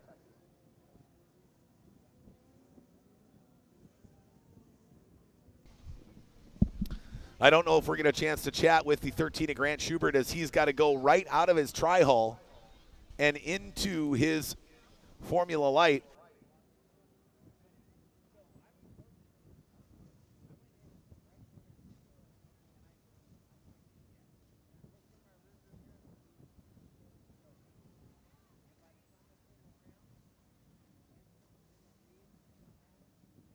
Take a look at the 37 there. That's the 37 of Mason Rinker. Notice one thing missing. It has no motor. The motor is floating in the, well, not floating, it's hanging on to the back of the boat by cables only. He hit a roller coming down the front stretch and snapped the motor clean off the sponson of that Texas Tri-Hull, and the weekend might be done for the young man out of Houston, Texas. One part of the Rinker trifecta here in Tri-Hulls, but we're going to have no video footage because I know he's got to go, but we're going to get on the mic the young man who won the second of 4 qualifying heats here in Texas Tri-Hull, the number 13 of Grant Schubert. Well, Grant, we do this a lot, right? You're back up here again. But, man, let's talk about what did it take for you to get by the 93 of J.B. Jensen, because that water wasn't really smooth anywhere, but at least it was clean out front, and it looks like you were able to get by him anyway. Man, the water was really rough, so if you're running in the open water, you're flying through the air. And I just stayed behind him where he plowed the waves down, so I got smooth, clean water. And I caught him like that and eventually went underneath him and passed him on the back straightaway. It was actually him and his brother. There was a great race for first place between them two, and I just happened to sneak in between them and take it. Yeah, it looks like there he had a chance to catch you at the end, but the 17 of Neil Marsh went dead in the water. Then we had the 33 of Ottinger down there dead in the course. The 37 of Mason of Tanner Rinker snapped the motor off the back of his Tri-Hull. I guess that speaks to how rough it was out there. You did okay in Heat 1. You got a solid finish here in Heat 2, right? You're going to have to do what you're pretty used to doing by now, which is work your way through those back markers. Depending on how things look tomorrow, what is the 13JH performance team going to need to do to get out in front here in the Texas Tri-Hull to try to claim victory tomorrow afternoon? It's all about consistency. Hopefully I can finish my heat's good enough to start on pole in the final, and that's all you need. If the water's clean, I'm trying to find the word. It's a lot easier to run whenever you're out front by yourself. Yeah, absolutely, for sure, especially once you get to that first turn, because even when you're back in third and fourth, you can get wadded up with a bunch of other boats down there in the Texas Tri-Hull class. So I'm going to let you go because I know you got to jump into a Formula Lights, and that's going to be even hairier than that Tri-Hull was. So best of luck out there, man. We'll see you back in the Tri-Hull later on tomorrow. Yes, sir. Thank you. All right, that's the 13 of Grant Schubert taking home checkered flag in qualifying heat number 2, gaining some valuable points towards trying to put himself on top of not only the Lake Havasu's point standings, but also the season standings here in the Tri-Hull class. He's got the helmet back on, and he's going to head back to the start. He's going to head back to the trailer, park the Tri-Hull, jump into the Formula Lights, and we're going to get those guys right back out on the water here momentarily. What a great run it was for the 13 of Grant Schubert, the young man out of Richmond, Texas. The Schubert family is steeped in racing tradition. You look at Bob Schubert, longtime racer, both Mike and John Schubert, racing for multiple decades in their own right, now bringing in the third generation of family with John's son. And Grant running in the Formula Lights and the Tri-Hulls. And a little birdie out there told me we might see in 2023 the 13 of Grant Schubert move up to Formula One. If we do, I have a feeling you're going to see a young man find a lot of success very early on, and he's going to give the likes of Jeremiah Mayo and some of those younger drivers that run for their money. He's only 17 years old. I think he's a senior in high school. And what a phenomenal talent behind the wheel of a powerboat that young man is. But he's got to jump out of one, get right back into another, And we're going to take a quick break and be right back with more racing action here with Formula Lights qualifying heat 2 of 3 here at the Anderson Toyota Lake Havasu Classic 2022 edition, the final round of the Formula One Powerboat Championships here, the Nautical Beachfront Resort, beautiful Lake Havasu City, Arizona.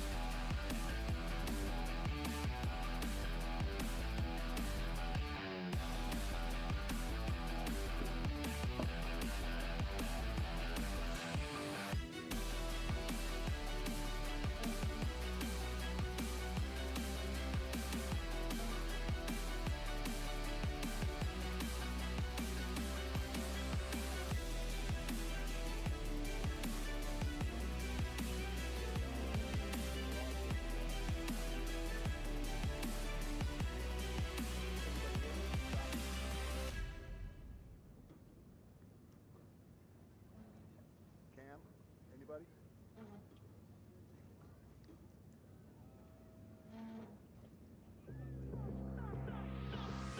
Everybody copy me? Okay, camera up, do we know?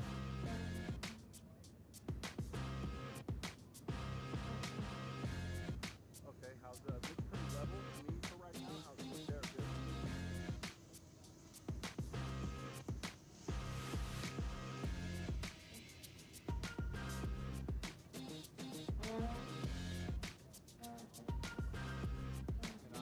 And I'm at 1/4 right now, so one more bump down the line.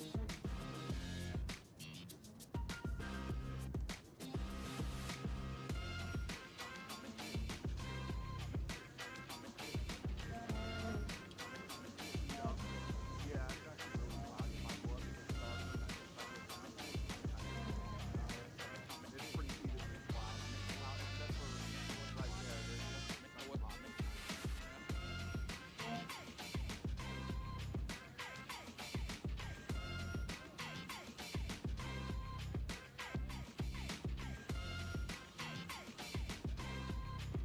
Just so I know I am.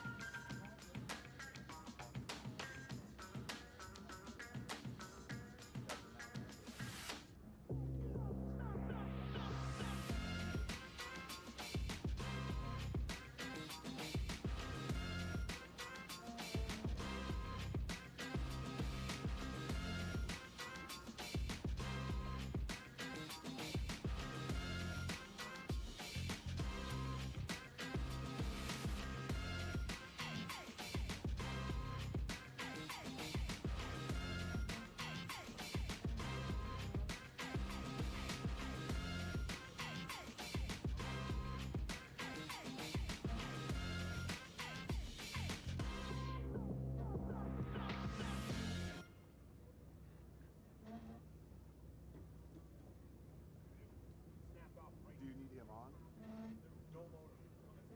Obviously, I can let him know if he's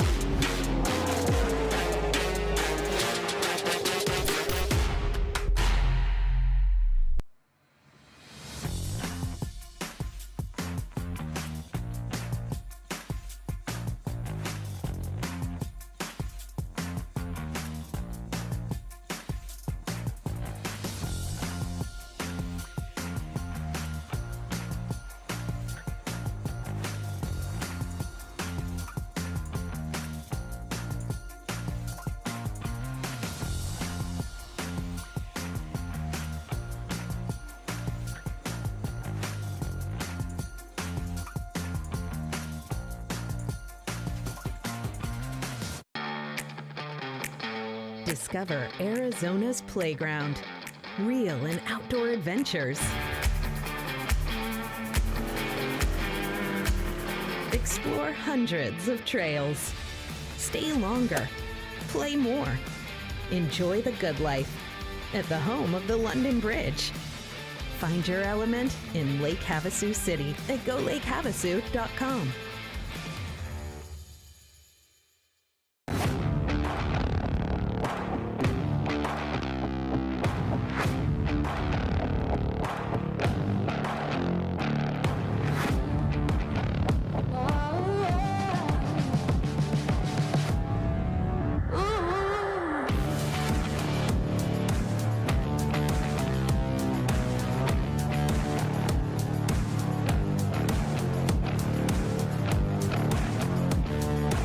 VP Racing Fuels has been the official fuel of racing for over 45 years. But VP isn't just race fuels.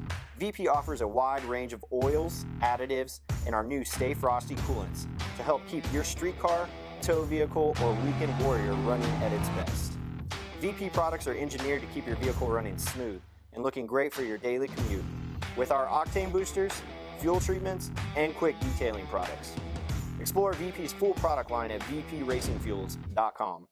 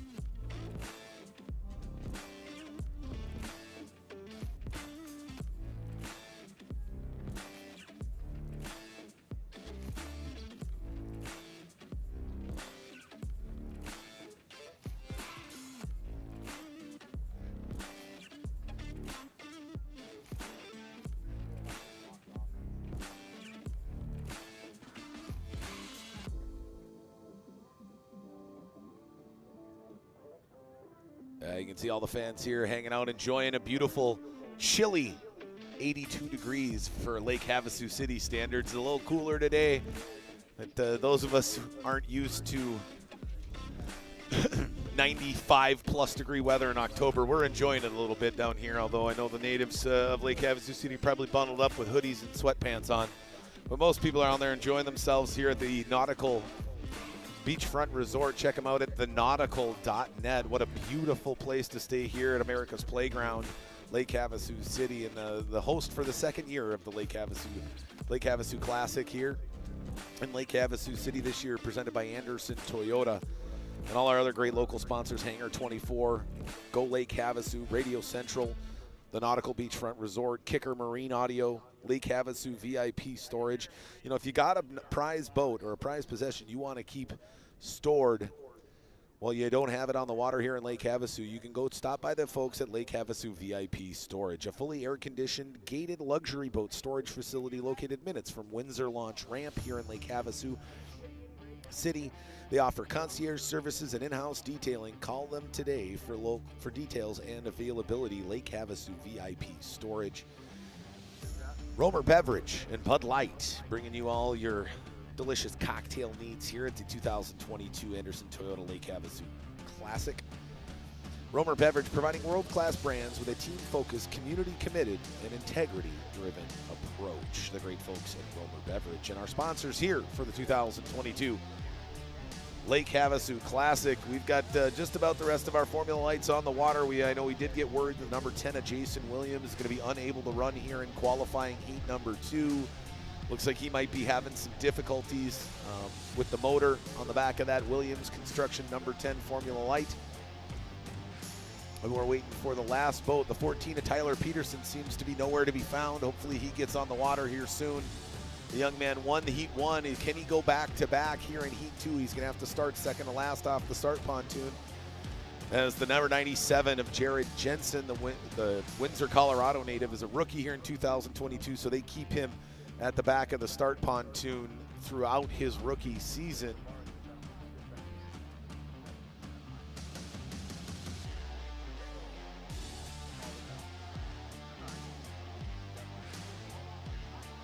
All right, and we're going to get him ready rolling here. We've got the 5 boats on the water. There's the 14 of Tyler Peterson, and the green flag here, hot lap for our Formula Lights boats.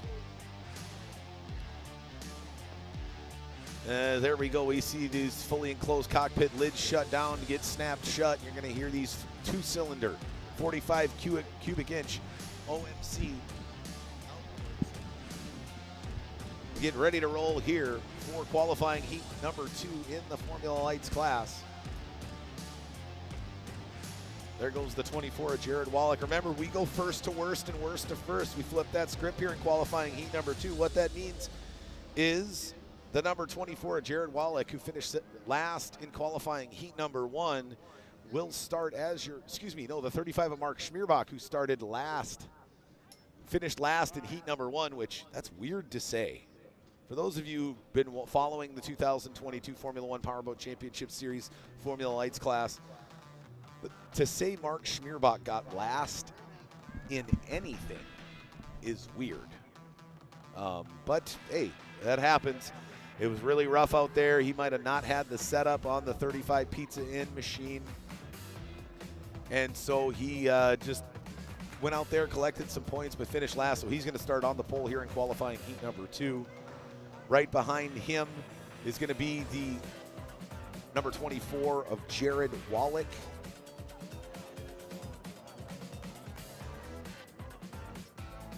The young man out of Santa Rosa, California, and a part of that Clover construction team. The 24 of Jared Wallach is coming second off the start pontoon. Third off the start pontoon is going to be the number 13 of Grant Schubert. In second to last off the start pontoon, in fourth position, the number 14 of Tyler Peterson. And rounding out the field here, the number 97 of Jared Jensen, the Island Lake Marine sponsored machine. Out of Windsor, Colorado, the young man making his way here in 2022, running 2 classes in 2022, both the Formula Lights and the Texas Trial. If you remember, in Texas Trial, he finished 3rd in qualifying heat number 2. And we're getting the final boats lined up. Here comes the 14 Peterson. It looks like the 10 of Jason Williams was able to get it out on the water. The number 10 of Jason Williams got that boat back together, and he was able to make it out barely, getting on the water before the start of heat number 2 here in the Formula Lights class. Good to see the number 10 back out on the water. Now he's going to shuffle his way into the middle of the start pontoon.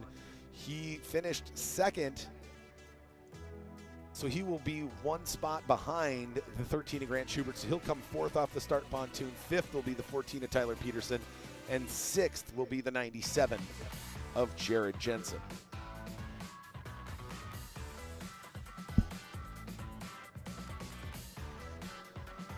The clouds coming in. It looks like rain might hold off till after we get done racing. After Formula Lights, we've got our final race of the afternoon here on qualifying Saturday. The Formula One class will be back on the water for their second of 3 qualifying heats. Remember, tomorrow we'll be back at it starting at 9 a.m. with the 3rd qualifying heat of Formula Lights, then the 3rd qualifying heat of the Texas Tri-Hulls. Then we'll take a bit of a break, and then we're going to kick off our opening ceremonies at about 11:30 with the the 4th qualifying heat for Texas Tri-Hulls, and then the 3rd qualifying heat, and then the 3rd and final qualifying heat for Formula One, followed by all of our main events in each of our 3 classes: Formula One, Tri-Hull, and Formula Lights. The day will be wrapped up with our main event, the 2022 Anderson Toyota Lake Havasu Classic Championship. Bringing it to you all live here on our Facebook page or YouTube. So those of you here at the Nautical Beachfront Resort, pull out your phone. I can see you there sitting at the Turtle Bar. Pull out the phone, jump onto Facebook, look up Formula One Powerboat Championship. Smash that like button, share it out. We got a live feed going right now. You can see some great views. Oh, and here we go. 1 minute drivers, 1 minute on pole out of Greenfield, Wisconsin. Can you have a better showing here in Heat 2 after an atrocious Heat 1? The number 35 of Mark Schmierbach on the pole. 50 seconds, drivers, 50 seconds. Will the 24 of Jared Wallach and the Clover construction team figure it out here in Heat 2? Or will it be the 13 of Grant Schubert? 40 seconds, drivers, 40 seconds. The 13 of Schubert sitting 3rd off the start pontoon. Coming 4th, the 10 of Jason Williams. 5th, the 14 of Tyler Peterson. 30 seconds, drivers, 30 seconds. And rounding out the field, the number 97 of Jared Jensen. Let's see what's going to happen here in the second of 3 qualifying heats in Formula Lights. 20 seconds, drivers, you're under starters orders. The flag is up. He drops the flag. Let's see who gets a good jump. Nice jump there by the 97 of Jared Jensen.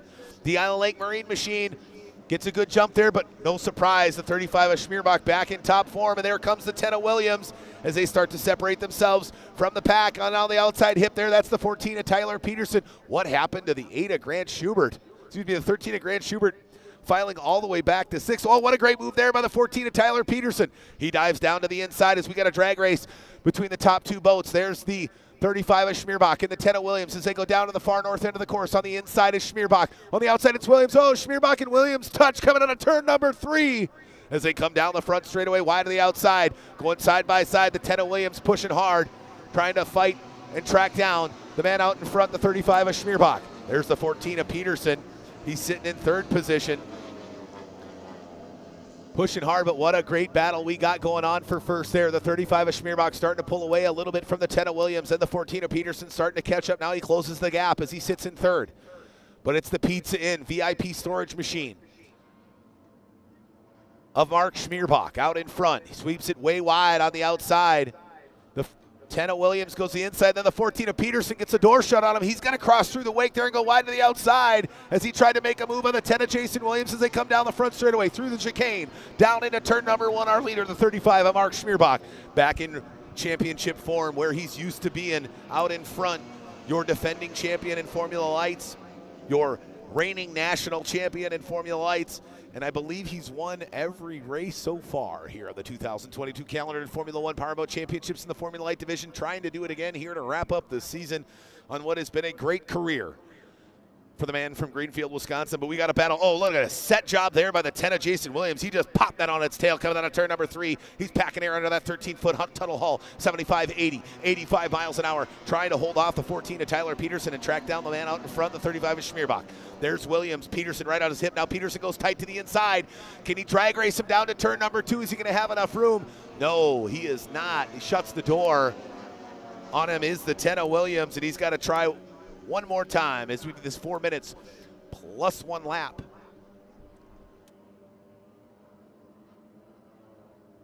Thank you. All right, and we continue to push here. The 35 of Schmierbach out in front. The 10 of Williams there on his inside hip, about 12 boat lengths behind, pushing hard and trying to hold off the 14 of Tyler Peterson. But there's Mark Schmierbach with VIP storage on the side. Your only choice for indoor storage here in Lake Havasu City. Check them out at VIPstorage.com. The great folks at VIP Storage. There's the 13 of Schubert fighting it out with the 97 of Jared Jensen and the 24 of Jared Wallach as they fight for 4th, 5th, and 6th. But it's really a 3-boat race for that podium. And we got a drag race, though, between the 8 of Schubert, the 13 of Schubert and the 24 of Wallach. Wallach down tight to the inside, holding on in the 4th position. There's the 13 of Schubert, that Hertz audio machine wide to the outside. Now he steps on the accelerator. He goes deck to deck, side by side, down the back straightaway, pushing hard down the back stretch to the north end of the course. On the outside, it's the 13 of Schubert. After something happened at the beginning of the race, it caused him to fall all the way back to last place. He's now moved himself into 4th. He gets by the 24 of Wallach, flies wide to the outside, coming down the front straightaway, douses him down and says, "See you later, Jared. Have a good one, Mr. Wallach. I'm going to keep marching somehow, see if I can't track down the 14 of Tyler Peterson, the young man out of Minnesota, sitting in 3rd.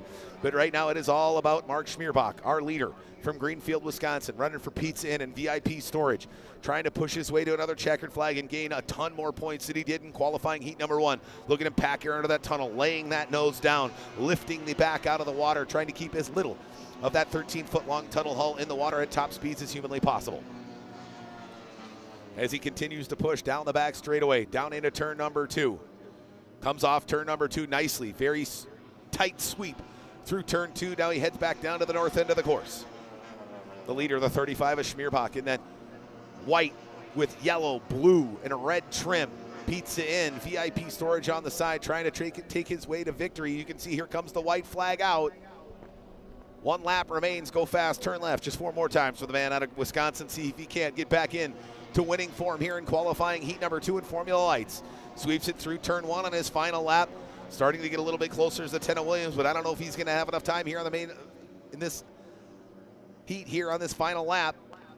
The 14 of Tyler Peterson doesn't look like he's going to have enough time as well. It's going to come down to if any of these drivers make a mistake in any of the corners, and that's tough because they all know what they're doing out there on the shores of Lake Havasu behind the wheel of these Formula Lights machines. The 35 of Schmierbach goes wide to the outside. Finding that wide line, trying to keep it smooth. Ladies and gentlemen, let me hear you put them together, taking qualifying heat number 2, number 35, Mark Schmierbach. And behind him, the number 10, Williams Construction of Jason Williams. And rounding out the top 3 here, the Latitude sponsor, number 14, of Tyler Peterson.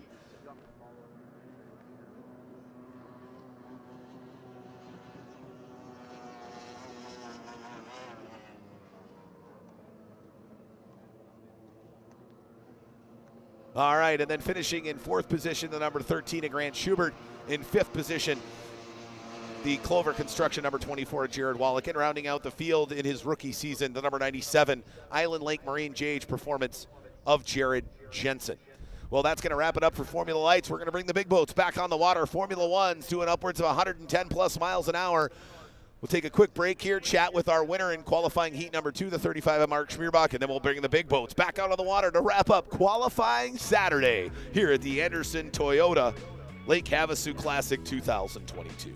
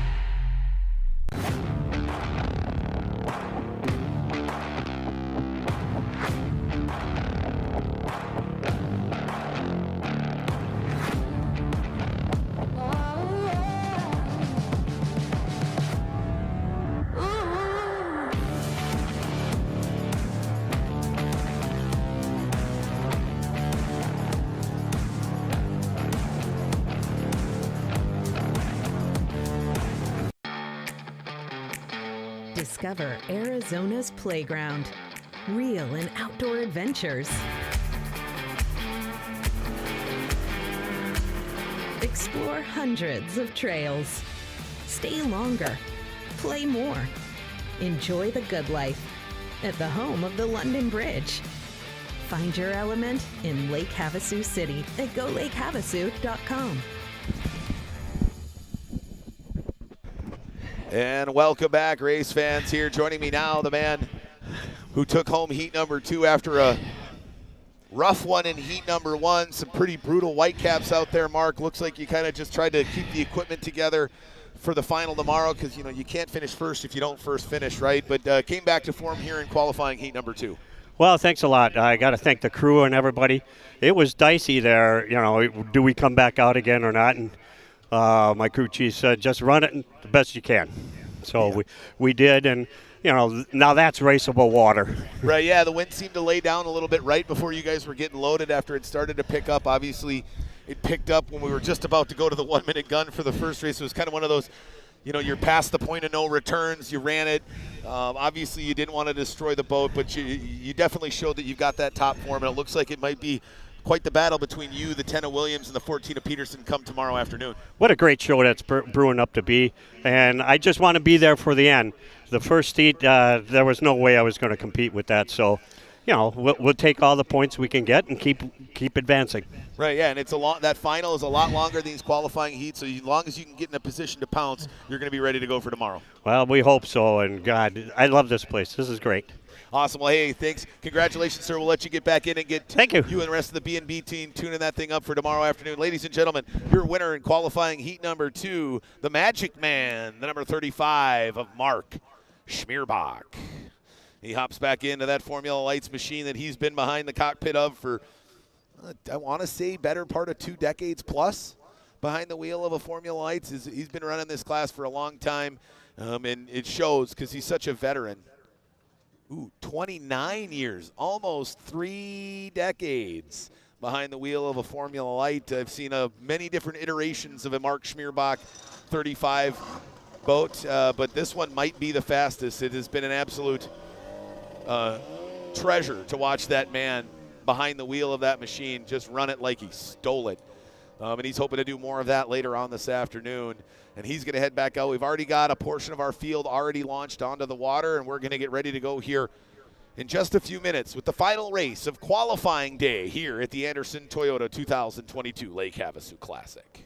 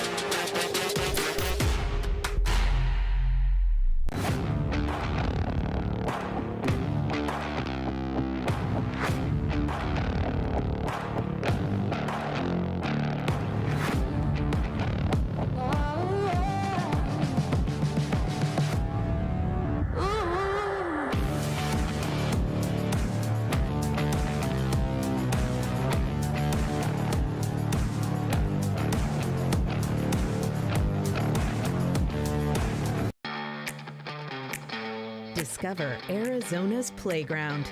Real and outdoor adventures. Explore hundreds of trails. Stay longer. Play more. Enjoy the good life at the home of the London Bridge. Find your element in Lake Havasu City at golakehavasu.com.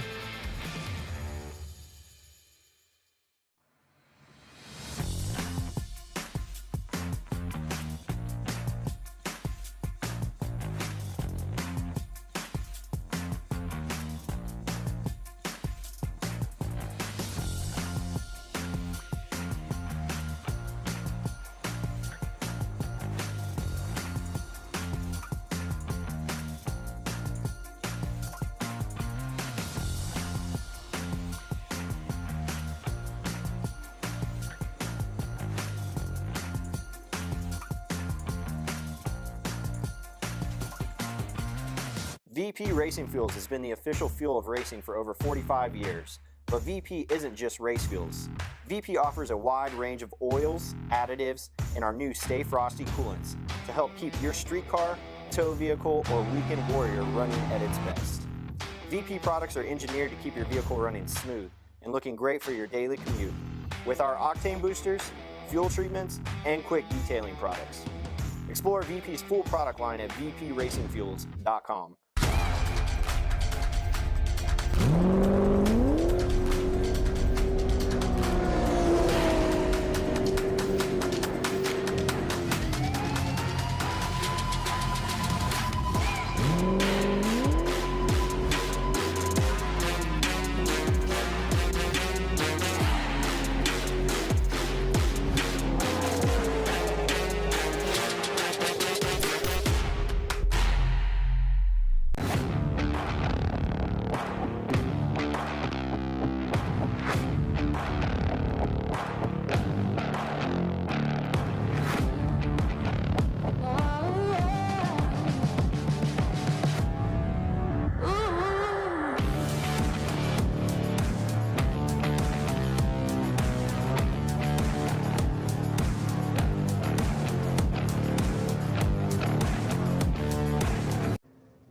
All right, race fans, are you ready for the final heat of the afternoon?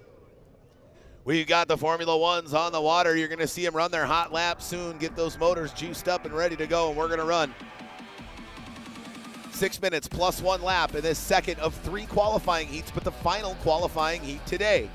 Today, we've got 2 qualifying heats in Formula One and 1 more tomorrow morning before our main event tomorrow afternoon.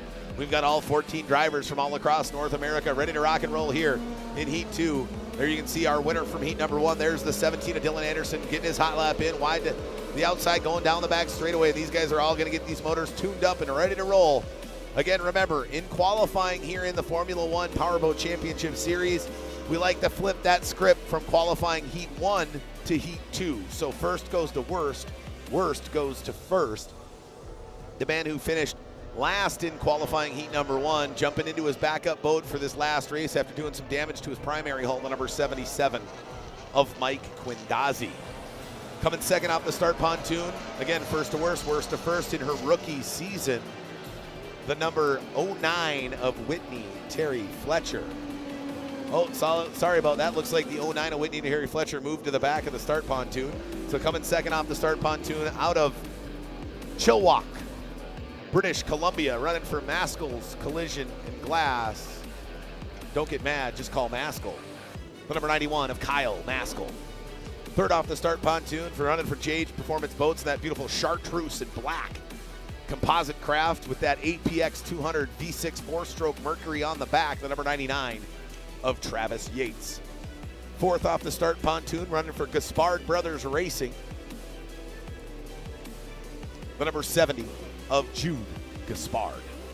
Coming fifth off the start pontoon, 1/2 of the Hertz Audio JH Performance Racing Team, the number 8 of Jeremiah Get Out of My Way Mayo. Young man trying to get things back together as the boats had some damage this year at a big wreck with the 24 of Spencer Love, and back in our round 3 in Springfield, Ohio. Been chasing gremlins pretty much ever since. Had a solid finish in Highlands, Texas at the Battle on the San Jacinto 3 weeks ago, but struggling a little bit right now. Finished 5th to last, so finished 9th in the opening heat, and now comes 5th off the start pontoon. The other half of the JH Audio, or JH Performance Hertz Audio, the number 15 of Tim Kraft, coming 6th off the start pontoon. 7th, one half the Clover Construction Racing Team out of Houma, Louisiana. The 03, the Dustman of Dustin Terry. 8th off the start pontoon out of Manteca, California. Running for Composite Craft. And Chuck Skelton Racing, the number 93 of RJ West.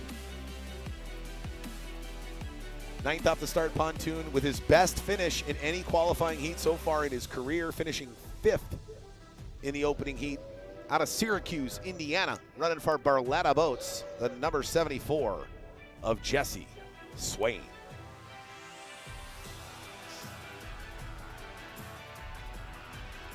Coming 10th off the start pontoon, your series points leader coming into this final round. The lead boat on the Clover Construction Team out of Santa Rosa Valley, California, number 24, Spencer Love. 11th off the start pontoon, Rinker Boat World on the side. Number 52, Chris, the real deal Rinker. 12th off the start pontoon, took 2nd in the opening heat out of Ontario, California, running for Crystal Clear Wiper Blades, number 94, Rusty Wyatt. 13th off the start pontoon, your winner from heat number 1 out of Nashville, Tennessee, running for Anderson Marine, the number 17 of Dylan Anderson. And finishing off our start dock here in this second and qualifying heat, in the final heat of Saturday's qualifying day racing action, our rookie here in 2022 out of Thibodaux, Louisiana, the 09 of Whitney, Terry Fletcher. So that's what our start pontoon looks like. We're going to have to get this thing moving and moving quick as the lightning and thunderstorms are ascending here on Lake Havasu City for the second time in a day. I mean, from what I'm being told, Lake Havasu City rarely gets one rainstorm in a day. To get 2 in one day, some eerie things are about here in Lake Havasu. Some odd things going on. I think we've got a high in like the high 70s or low 80s tomorrow, which again, I know I've been told is very odd. But we're hoping to get all our racing in here as we've got just the last few boats to line up on the start pontoon. We'll get ready to roll the 6 minutes plus 1 lap. So roughly about 14 laps here or so, thereabouts, 13 to 15 laps. Just depends on how quickly they get around the course here on this second of 3 qualifying heats. And again, we flipped the script, so you're going to see the boat that finished last, the 77 of Mike Quindazzi, start on the pole here in qualifying heat number 2. What he does with it, yet to be seen. Be interesting to see what happens for the man hailing out of Bradenton, Florida, running for Buckshot Cleavers, Hill Marine, and Buckshot Racing.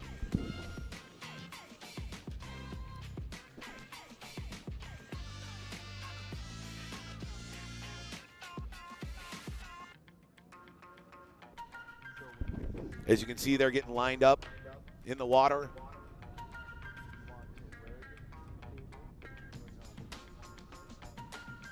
Ready to rock and roll here on the final round of the 2022 Formula One Powerboat Championship Series. And things are looking really great for 2023. I know that for those of you who follow the Formula One Powerboat Championship Series, expect to hear potentially some new venues, some new dates for 2023. Who knows, we might be able to make it back up to a 6 to 8 race schedule across North America in 2023, but make sure you check back throughout the winter months for all updates F1 Powerboat Championship related. Again, make sure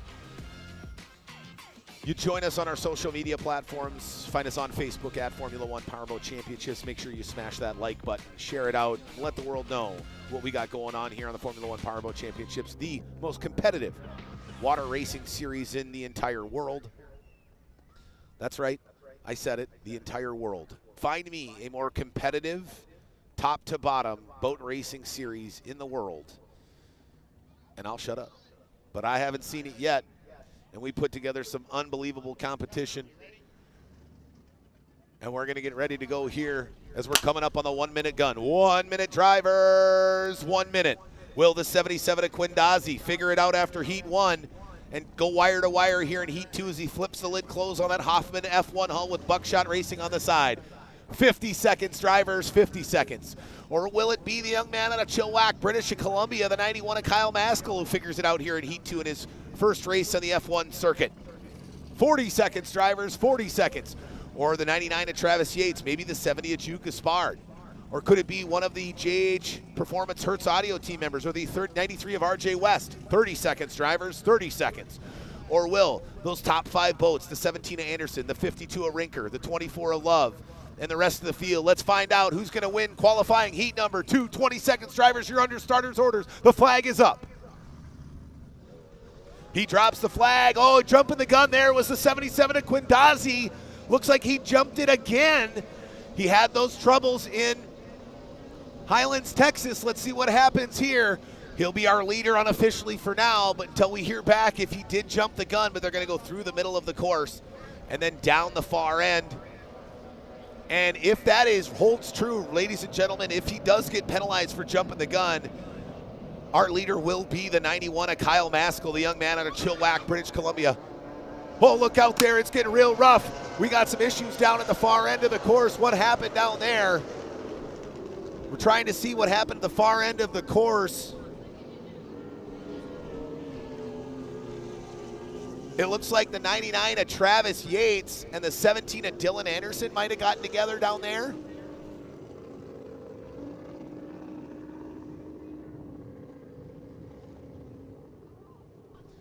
And it looks like the 52 of Chris Rinker and the 99 of Travis Yates got together down there on the far end of the course. It looks like Rinker might have gone over. Here's the 99 of Yates. You can see him running back to the pits to hopefully limit the damage. But boy, the rough start to the second half of the season continues for the 52 of Chris Rinker.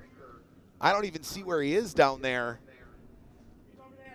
Oh, looks like he made it. He's trying to run back to the shores. There he is. He's running back to the shore trying to get that boat to stop sinking as he runs around frantically down on the south end of the course. The only reason he's being allowed to be under power is because we have been notified that there is damage sustained to the boat of the 52, and he's trying to keep that motor fresh. You can see that pickle fork is all folded in the front, and so he's just trying to keep that thing from sinking as he comes flying into the ramp here. Great drone footage by the great folks at Live Race Media. He gets that thing on the trailer.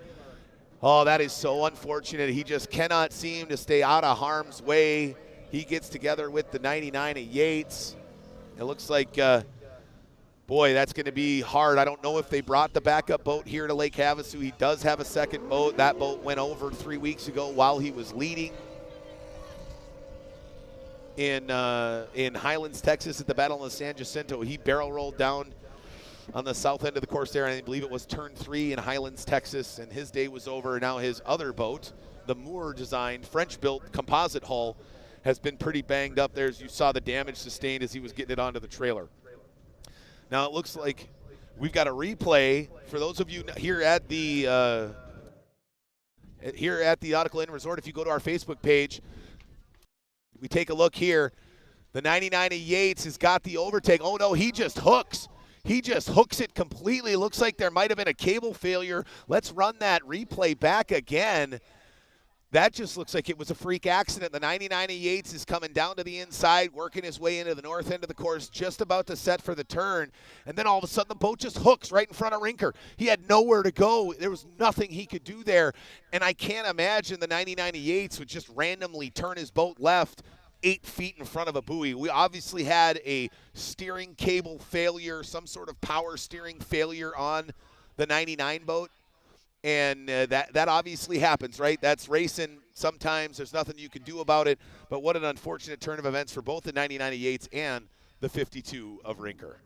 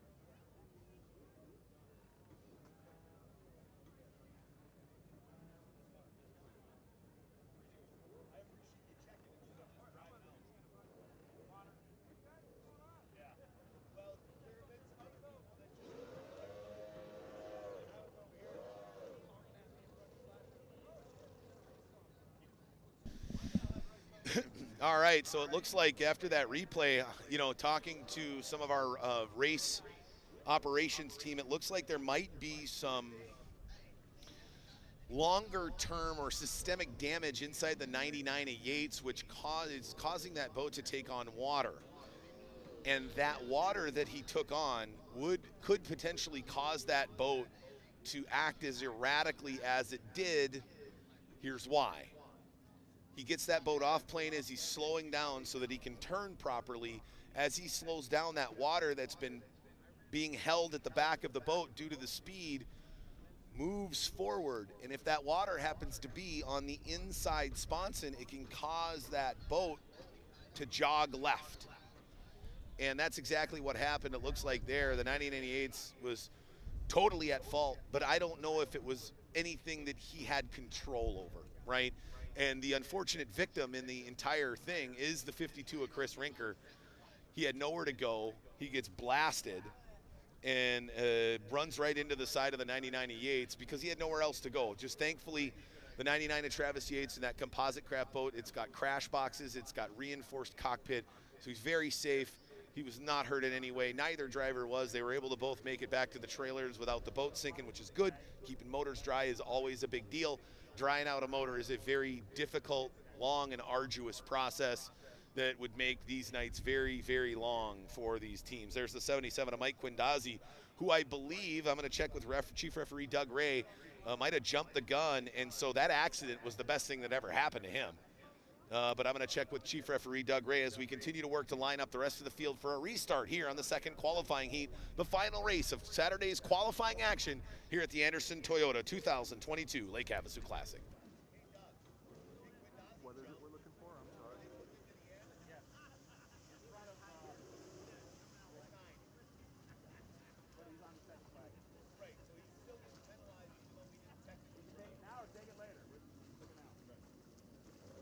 All right, so I did just get word from Chief Referee Doug Ray. The 77 Buckshot Racing Team was given one of two options. You can either take your penalty now and go to the end of the start dock, or you can run the race and then we'll assess you a penalty. He was smart and he took the penalty that's going to put him at the end of the start pontoon. Frustrating, especially considering these are things that are under his control. The 77 at Quindazzi, has only been running with a Formula One boat for the last 3 years, so he's still new to Formula One racing. He ran a lot of open cockpit, STV, flat bottom, STVs, Summerford Tunnel Vs, very popular pleasure boat, open cockpit, very fast, very low profile. He's been running those for years, but these are a different animal, and he's been trying to figure out a way to get an advantage or get right on that razor's edge line that you got to live to be one of the best Formula One racers in the country, and he's just not quite figured it out. Cost himself there, could have gained some really good points for the final tomorrow, but now he's going to be shuffled all the way back off the dock.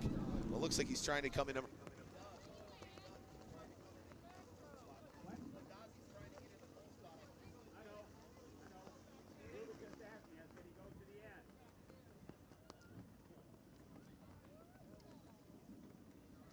All right, well, the 77 of Quindazzi was thinking he was still going to be on pole. Obviously, the communication between his race team and referees had not made it to him yet, so he's going to get turned around and make his way all the way to the last spot on the start pontoon. Better for him, though. At least he takes his penalty by going to the back of the dock instead of being assessed a one-lap penalty at the end of the race. That means he'd have to lap the entire field to still win if he started out front. So that means our pole sitter here for qualifying heat 2 is the young man out of Chilliwack, British Columbia, the number 91 of Kyle Maskell. Maskell was running well. Can he get another good jump here in qualifying heat number 2? So unfortunate to see the 99 of Yates and the 52 of Rinker get together. So they were down to 12 here on the main grid for this second qualifying heat.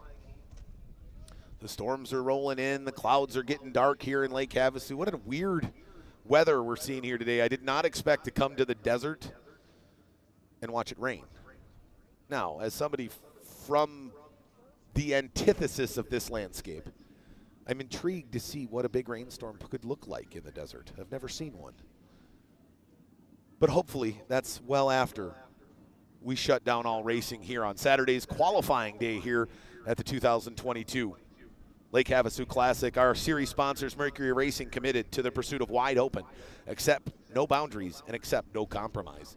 JH Performance Boats, custom handcrafted shallow water bay boats built with the highest quality materials. And Axel Sports, our clothing partner for 2022. 1 minute, drivers, 1 minute. We've got them all lined back up and ready to go. The 77 of Quindazi, after jumping the gun on the first start, goes to the back of the dock. Your pole sitter here for Heat 2, the 91 of Kyle Maskell.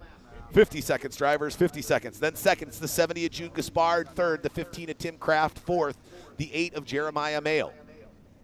40 seconds, drivers, 40 seconds.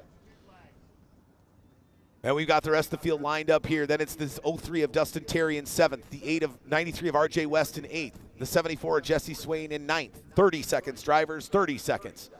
Then it's the 24 of Love, the 94 of Wyatt, and the 17 of Anderson. Let's get to see what happens in qualifying group heat number 2. 20 seconds, drivers, you're under starters orders. He drops the flag, a great jump there by the 91 of Maskell, as well as the 8 of Mayo and the 94 of Wyatt. Mayo comes screaming out. He looks like he's got a good chance at getting that whole shot as they go down through the middle of the course, past the commitment buoys, and yes, he does. Ladies and gentlemen, the 8 of Jeremiah, get out of my way, Mayo, out in front here in the second of 3 qualifying heats in the Formula 1 class. They go down into turn 1. Maskell gets doused, and there on the outside hip is the 24 of Spencer Love. It looks like, yes, that is the 24 of Love. He gets by the 91 of Maskell, who gets doused down. There comes the 15 of Kraft, and we got a log jam coming into the south end of the course. There's the 8 of Mayo and the 24 of Love. Then it's Anderson, Wyatt, Maskell, Kraft, and Terry all down there sandwiched together, 6 deep, running hard down the backstretch. But it is right now the 8 of Mayo and the 24 of Love. But here comes the 17 of Anderson. There's the 1 and 2, but 3 is nipping on his heels as he's able to get by the 15 of Tim Kraft. There's the 17 of Anderson. He's already back up into third here on this second lap of 6 minutes plus 1 lap qualifying heat. There's the 8 of Jeremiah Mayo. The 24 of Spencer Love in second. Then the 17 of Dylan Anderson in third. Followed by the 15 of Tim Kraft, the 94 of Rusty Wyatt, the 93 of RJ West. There's the 91 of Kyle Maskell, and the 03 of Dustin Terry. Oh, and we got the Barlotta boats, actually, the 74 of Swain there sitting back in way off the pace, man. He's way in last place. I don't know what happened to the 74 of Jesse Swain. He was running so well, but he's way back, and it is all about the 8 of Jeremiah Mayo. Watch out, Jeremiah. He gets it way on its tail coming down the front straightaway through the chicane as he knows he's got to continue to push that thing to the limit. There's the 24 of Love and the 17 of Anderson. We're going to have a battle there. Now here's the battle for 4th position. The 15 of Tim Kraft on the inside. The 94 of Rusty Wyatt going on the outside. That's the crystal clear wiper blades machine. He pushes him out to the outside saying, get off my hip. Mr. Wyatt, we got a battle side by side. For 4th and 5th.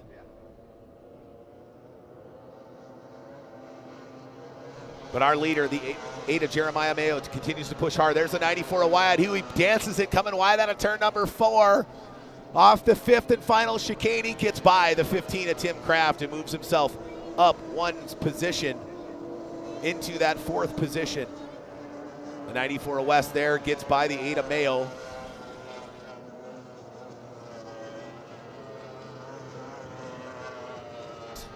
And let's check back in on that second place battle as we see coming out of the corner there. It's the 17 of Anderson wide to the outside, the 24 of Spencer Love on the inside. It's Hoffman versus Hoffman down the front straightaway as they go through the chicane, down across the start-finish line, and we got a battle going on for second position here behind the 8 of Mayo. Will the 24 of Spencer Love be able to hold off the hard-charging man out of Nashville, Tennessee, runner for Anderson Marine? We got a doozy as they continue to push hard down the back stretch through turn number 2.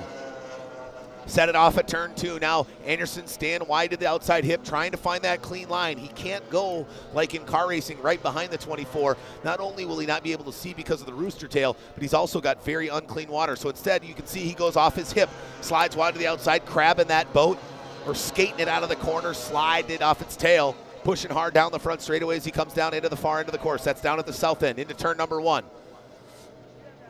Great job by the 24 of Love, going pin to pin, short way around the course. And moving up into fourth position is the 94 of Wyatt now. Holding on to fifth is the 15 of Tim Kraft, sixth, the 93 of RJ West, seventh, the 03 in that Hangar 24 of Dustin Terry. There's the 09 of Whitney Terry Fletcher, and then there's our leader, the 8 of Jeremiah Get Out of My Way Mayo, pushing that Danish-built Molegard hull to the limit here on the shores of Lake Havasu.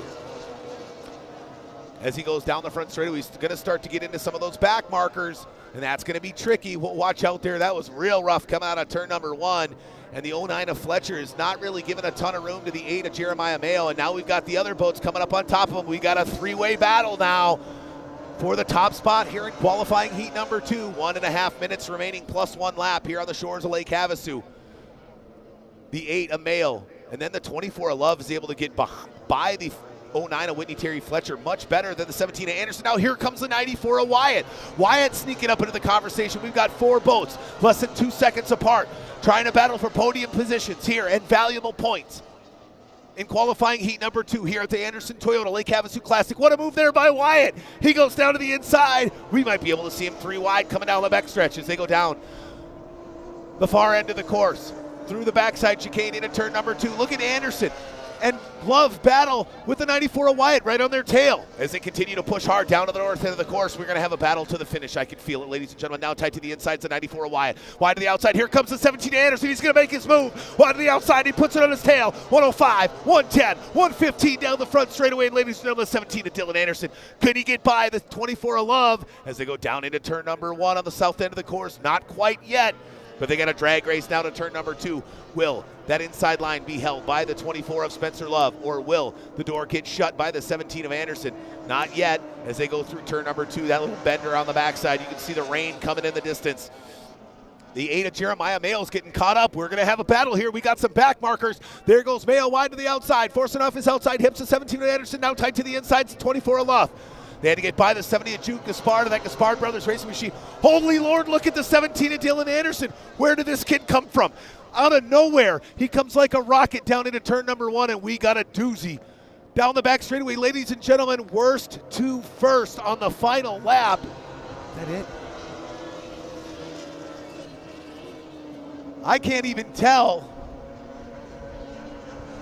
who won that race, if it was the 17 of Anderson or the 8 of Jeremiah Mayo.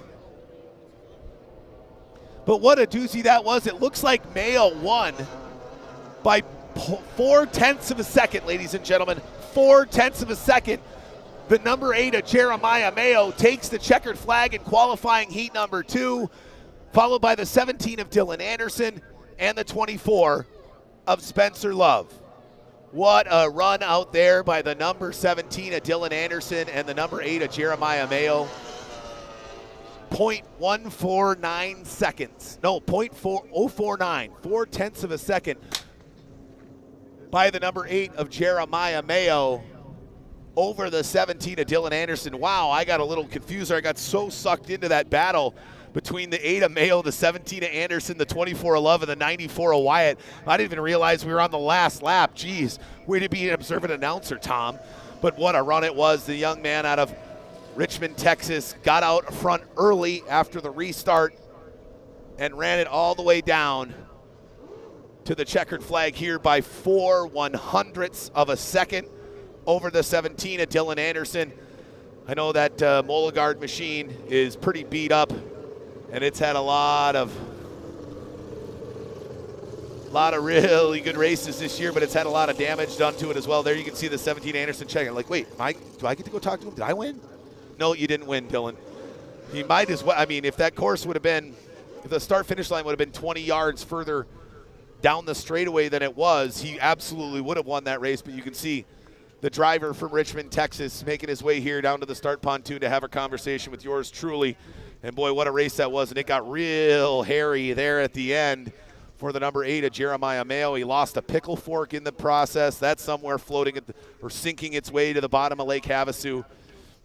And let's take a look at that replay. Hold on. We're going to wait here. We've got replay footage of the finish between the 8 of Mayo and the 17 of Anderson. We're going to have a chat with the number 8 of Jeremiah Mayo and have him take a look at that footage and have him take a look at how close it actually was from him losing out on that winner spot here in that checkered flag in hand here in qualifying heat number 2. As he hops off the boat here and joins me now. Oh, Jeremiah, hey, come in here. First, we're going to take a look at, let's take a look at this replay. Here's the finish of that second qualifying heat. I know that you were the 17 of Dylan Anderson was all over you. And we take a look here. There's the start-finish line, and I mean, you're talking right there. It's about a boat length, and he came out of nowhere, man. That 17 machine is fast, but the big Molagard loves the dirty, rough water, the wind. This is nothing for that thing. And you like to ride it that way. What was it like out there finally getting the thing back grooving again after dealing with some gremlins yesterday and this morning? Man, we had some issues, dealt with it, and, the Lynn laid right before this, so we knew that was going to kind of hurt us, and then it picked up, and that Mulgar loves that dirty water. Yeah, it does, man. It was out there cruising, but what was it like lap after lap watching the 17 and the 24 just fill your rearview mirrors? Oh, man, they were going inside, outside, all over the place, and I was just looking in mirrors, going ahead, counting lap boats, trying to figure out my lines, going through everything, so it ended up good for us. Yeah, it looks like the 70 of Jude Gaspard stuck tight to the inside. You kind of had to pivot there, that last corner. And, boy, good thing you made the decision you did, because the other one might have watched you having the 17 buzz by you past the checkered flag and the start-finish line there. But you got a lot of work left to do. You got one more qualifying heat. Now you got some good points. You're going to get shuffled way back to the back half of the pack, and you got the main event tomorrow. What is the Hertz Audio JH team going to look to do to bring some hardware back to Texas? And we're going to go back, kind of reevaluate the boat, make sure all of our, repairs from last night are still holding up good, check out the motor, talk to each other, kind of figure out what we need to change, and go from there. Right on. Well, hopefully your teammate, the 99 of Travis Yates boats, looks like it's in pretty good shape. I don't know what happened there. We saw a replay. I don't know where you were obviously out in front of them. They were behind you, but the boat hooked hard. Rinker had nowhere to go, piled into the side of them. Obviously hate to see either of those guys damaged, but they made it out safe and okay. You know what it's like running with a broke boat sometimes, so they're going to have some long nights. Thankfully, hopefully your long night is behind you and was last night. And tonight you get some good rest and be ready to rock and roll for tomorrow's racing. Yeah, we're going to go back and reevaluate Travis's situation and go and help him fix that, get him out in the water. So yeah, that's the great thing about team racing, right? Your stuff may not be broken, but if somebody else's does, at least you got a lot of hands on deck to be able to get everybody back on the water. Exactly. Awesome. Well, hey, ladies and gentlemen, let me hear you one more time. Your winner of qualifying heat number 2 for JH Performance Boats and Hertz Audio out of Richmond, Texas, the number 8 of Jeremiah. Get out of my way, Mayo. All right, Jeremiah, good luck, and we'll see you tomorrow. All right, ladies and gentlemen, well, that wraps up racing action here on the shores of Lake Havasu for Saturday's qualifying. On behalf of the Formula One Powerboat Championships Series, I want to say thank you, God bless, good night, and we will see you tomorrow for a jam day of racing here at the Anderson Toyota 2022 Formula One Powerboat Championships here at the Lake Havasu Classic.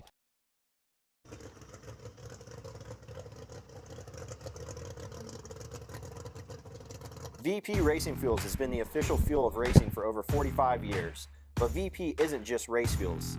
VP offers a wide range of oils, additives, and our new Stay Frosty coolants to help keep your street car, tow vehicle, or weekend warrior running at its best. VP products are engineered to keep your vehicle running smooth and looking great for your daily commute. With our octane boosters, fuel treatments, and quick detailing products. Explore VP's full product line at vpracingfuels.com.